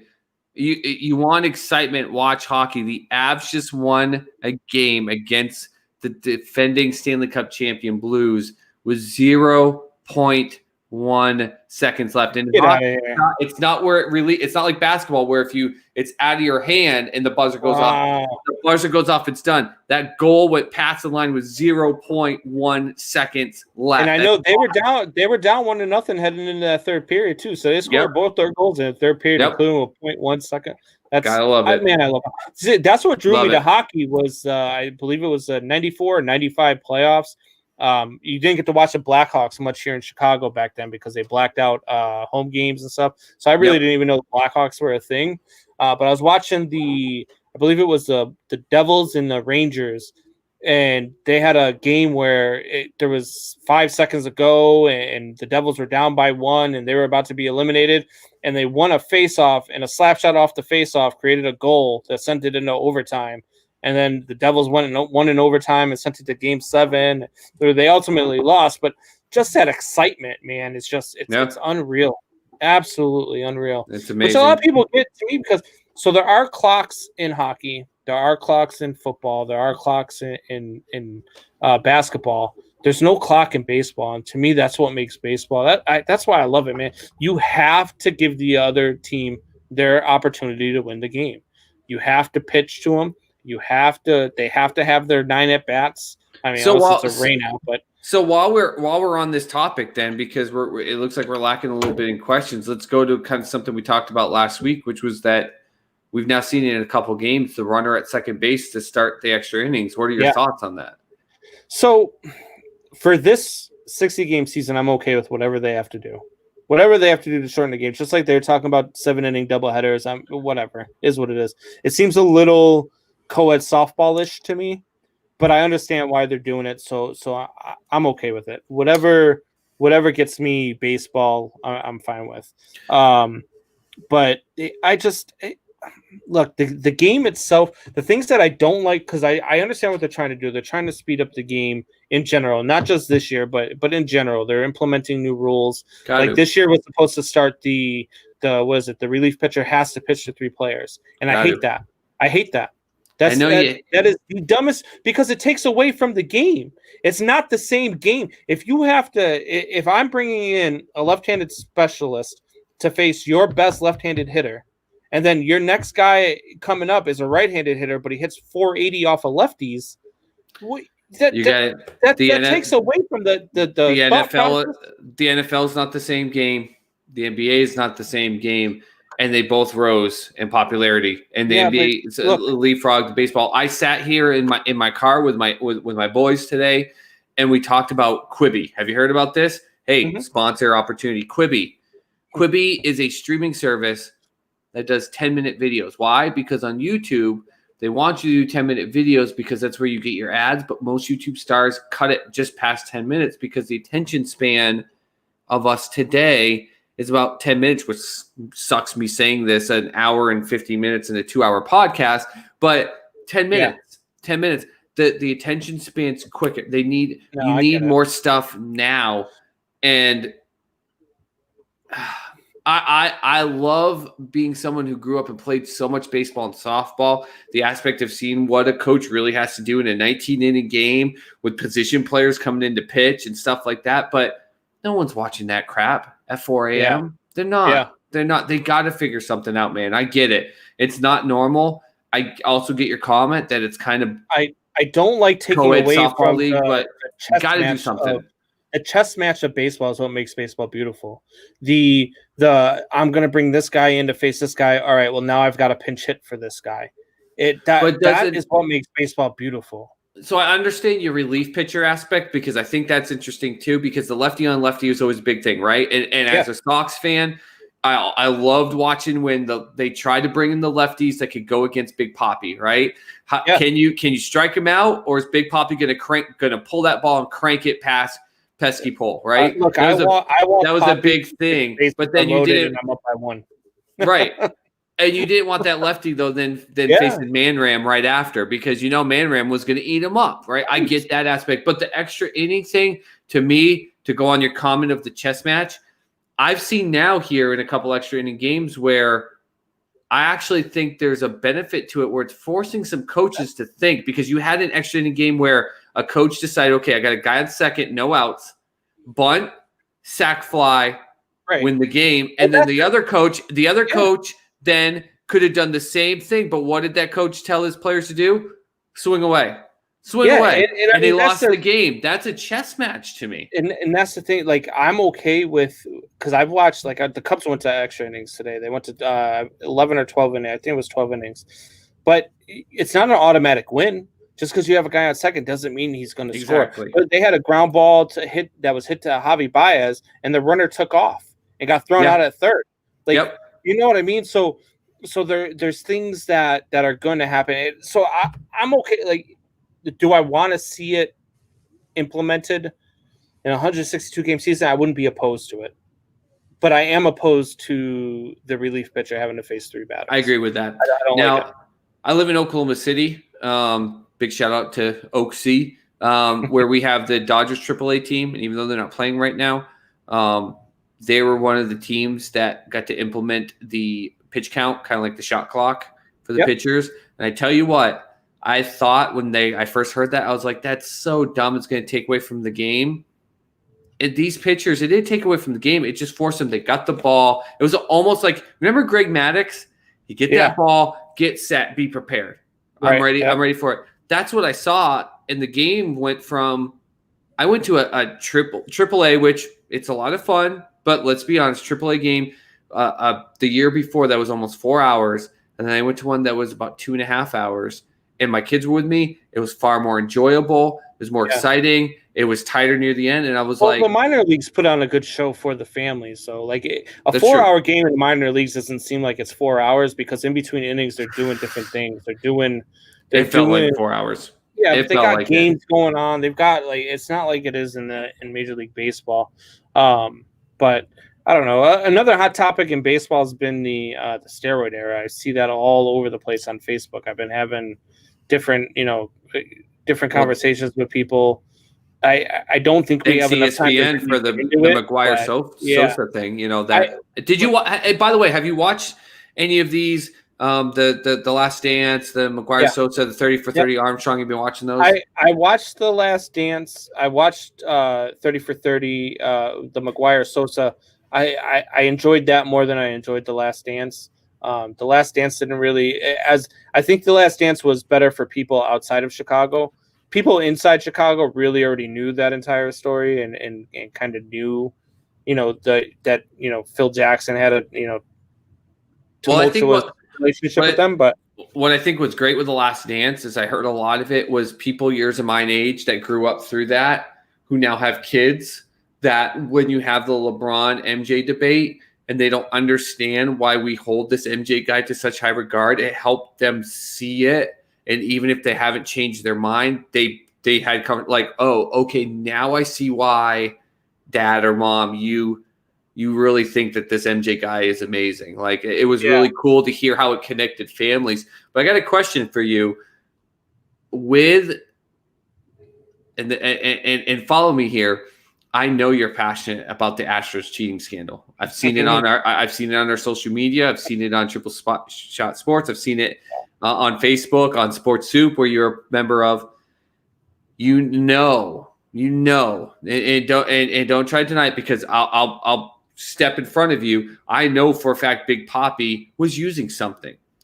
Sammy Sosa obviously was using something when he was competing with Mark McGwire for the home run record, and he also corked a bat that was obviously found. What is your view as a Cubs fan of Sammy Sosa's numbers? Do you think that they deserve an asterisk or to be seen as not true? Because your view of the Astros is pretty clearly set at they didn't deserve that championship. What's your view then when it comes to Sammy Sosa? So, look, to me, steroids is much different than it's much different than the Astros thing. For one, the Astros use technology. They knew what pitch was coming. It's a different way of cheating. And then chemically induced drugs. You're right, but you know what? Just because you take steroids doesn't give you the ability to hit a slider. It doesn't give you the ability to hit a 100-mile-an-hour fastball. But was Sammy Sosa already a good hitter before he started juicing? Sammy Sosa wasn't a good hitter after he started juicing. Sammy Sosa doesn't belong in the Hall of Fame. I'm not a Sammy Sosa guy. I love the Cubs and I followed them and it was fun to watch. Sosa and McGwire both are not Hall of Fame players, if you ask me. But that's not because of steroids. It's just because they weren't as good as what a Hall of Fame player is. I disagree with McGwire. The question, how? He was a subpar first baseman, very subpar first baseman, and all he did was hit home runs. That's all he did. What was his career average? I think he was a 268 career average. Stop. Repeat that sentence. All he did was what? Hit home runs. What drives excitement in baseball more than anything? You and me as baseball lovers, we get pumped for a 1-0 game that the pitcher throws 19 strikeouts for, right? But what drives the fans? What drives the excitement? Say it. The steroids, first of all, there's two things. Home runs drive excitement. Yes, home run. Chicks dig the long ball. Yes, I get it. Chicks dig the long ball. First of all, commercial ever, by the way. This is my take on steroids. Major League Baseball knew it was happening. There were 100%. No rules. There were no rules against it. Yep. There was no testing in place. The things weren't illegal, so the things that they were doing were not true. Illegal. That's not true. That's not true because the whole aspect of McGwire, the whole reason McGwire had that bottle in his locker room was to make it look like it was something different. It was to take the focus off of what he was doing, which was illegal. Just because they did it specifically, steroids were against it. It was illegal in baseball. You were not allowed to take drugs to alter your ability. Yes, you were. No, you were not. There was no testing. If you weren't able to do it, testing doesn't mean it was illegal. They made testing because they realized they were illegal. Just because they swept it under the rug. No. Baseball needed it. Baseball needed the Yankees to come back, and they needed something like McGwire Sosa. MLB knew it was happening. They got their hand caught in the cookie jar, and as soon as they did, they made those players scapegoats. And it's a joke. It's a joke. Barry Bonds belongs in the Hall of Fame. Barry Bonds is, to me, I have him 1A next to Babe Ruth. I think Barry Bonds and Pete Rose, do they both belong in the Hall of Fame? No. You know why Pete Rose? Look, I would let Pete Rose in just because of what he did on the field. But if you ask any Major League Baseball player, I actually went to a baseball dinner. I don't care about players. Mr. Combs, do you put both of them in the Hall of Fame? I would let Pete Rose in, yes. Okay, so we agree there. We agree with something. If the difference is if you go to an MLB clubhouse, like I went to a baseball dinner and I got to talk to Johnny Bench, who was a teammate of Pete Rose. And I asked him the same question. I said, look, it might be a touchy subject. You might not answer it. I said, but what about Pete Rose being in the Hall of Fame? And the one thing that he said to me, he's like, absolutely not, because we all knew there was one rule in baseball, and ever since it happened in 1918 with the Black Sox scandal, do not bet on the game. So the players don't believe that he belongs in. Those are guys that were next to him. But I don't even think. Look, I want to say I think this is great. I think our back and forth, we're running out of time here, but I think Tuesday we need to talk about I think there needs to be a nice block when it comes to the aspect of cheating, because I've got a great story pertaining to a sports broadcaster down here that dives more into what I think, which is players like, no offense to Johnny Bench, players like Johnny Bench who say that are so full of shit. They're so full of shit because they know other cheating happens and they turn a blind eye to it, because at some point the thrill of success is better, and to come back later and say, no, because we all knew that that's against the rules. No, I get Bullshit. it. Bullshit. Right. And I think we should talk about it Tuesday. We'll make that a segment on Tuesday. Jared, yes, you can. If you want to shoot me a message, I will. We'll get you on Tuesday, 8 p.m. Eastern, and we'll get you in here, and we'll definitely hit the steroid topic. Maybe we'll put a little bit more time on it than normal. So that's about all the time we have for now. Triple Shot Sports live Sunday, Tuesday, and Thursday at 8 p.m. Eastern, right here on the RTF Sports Facebook page. You can also catch us on Monday, Wednesday, and Friday on your drive home at 5 p.m. on RTFSportsNetwork.com. Catch us on Twitter and on Instagram at 3 Shot Sports.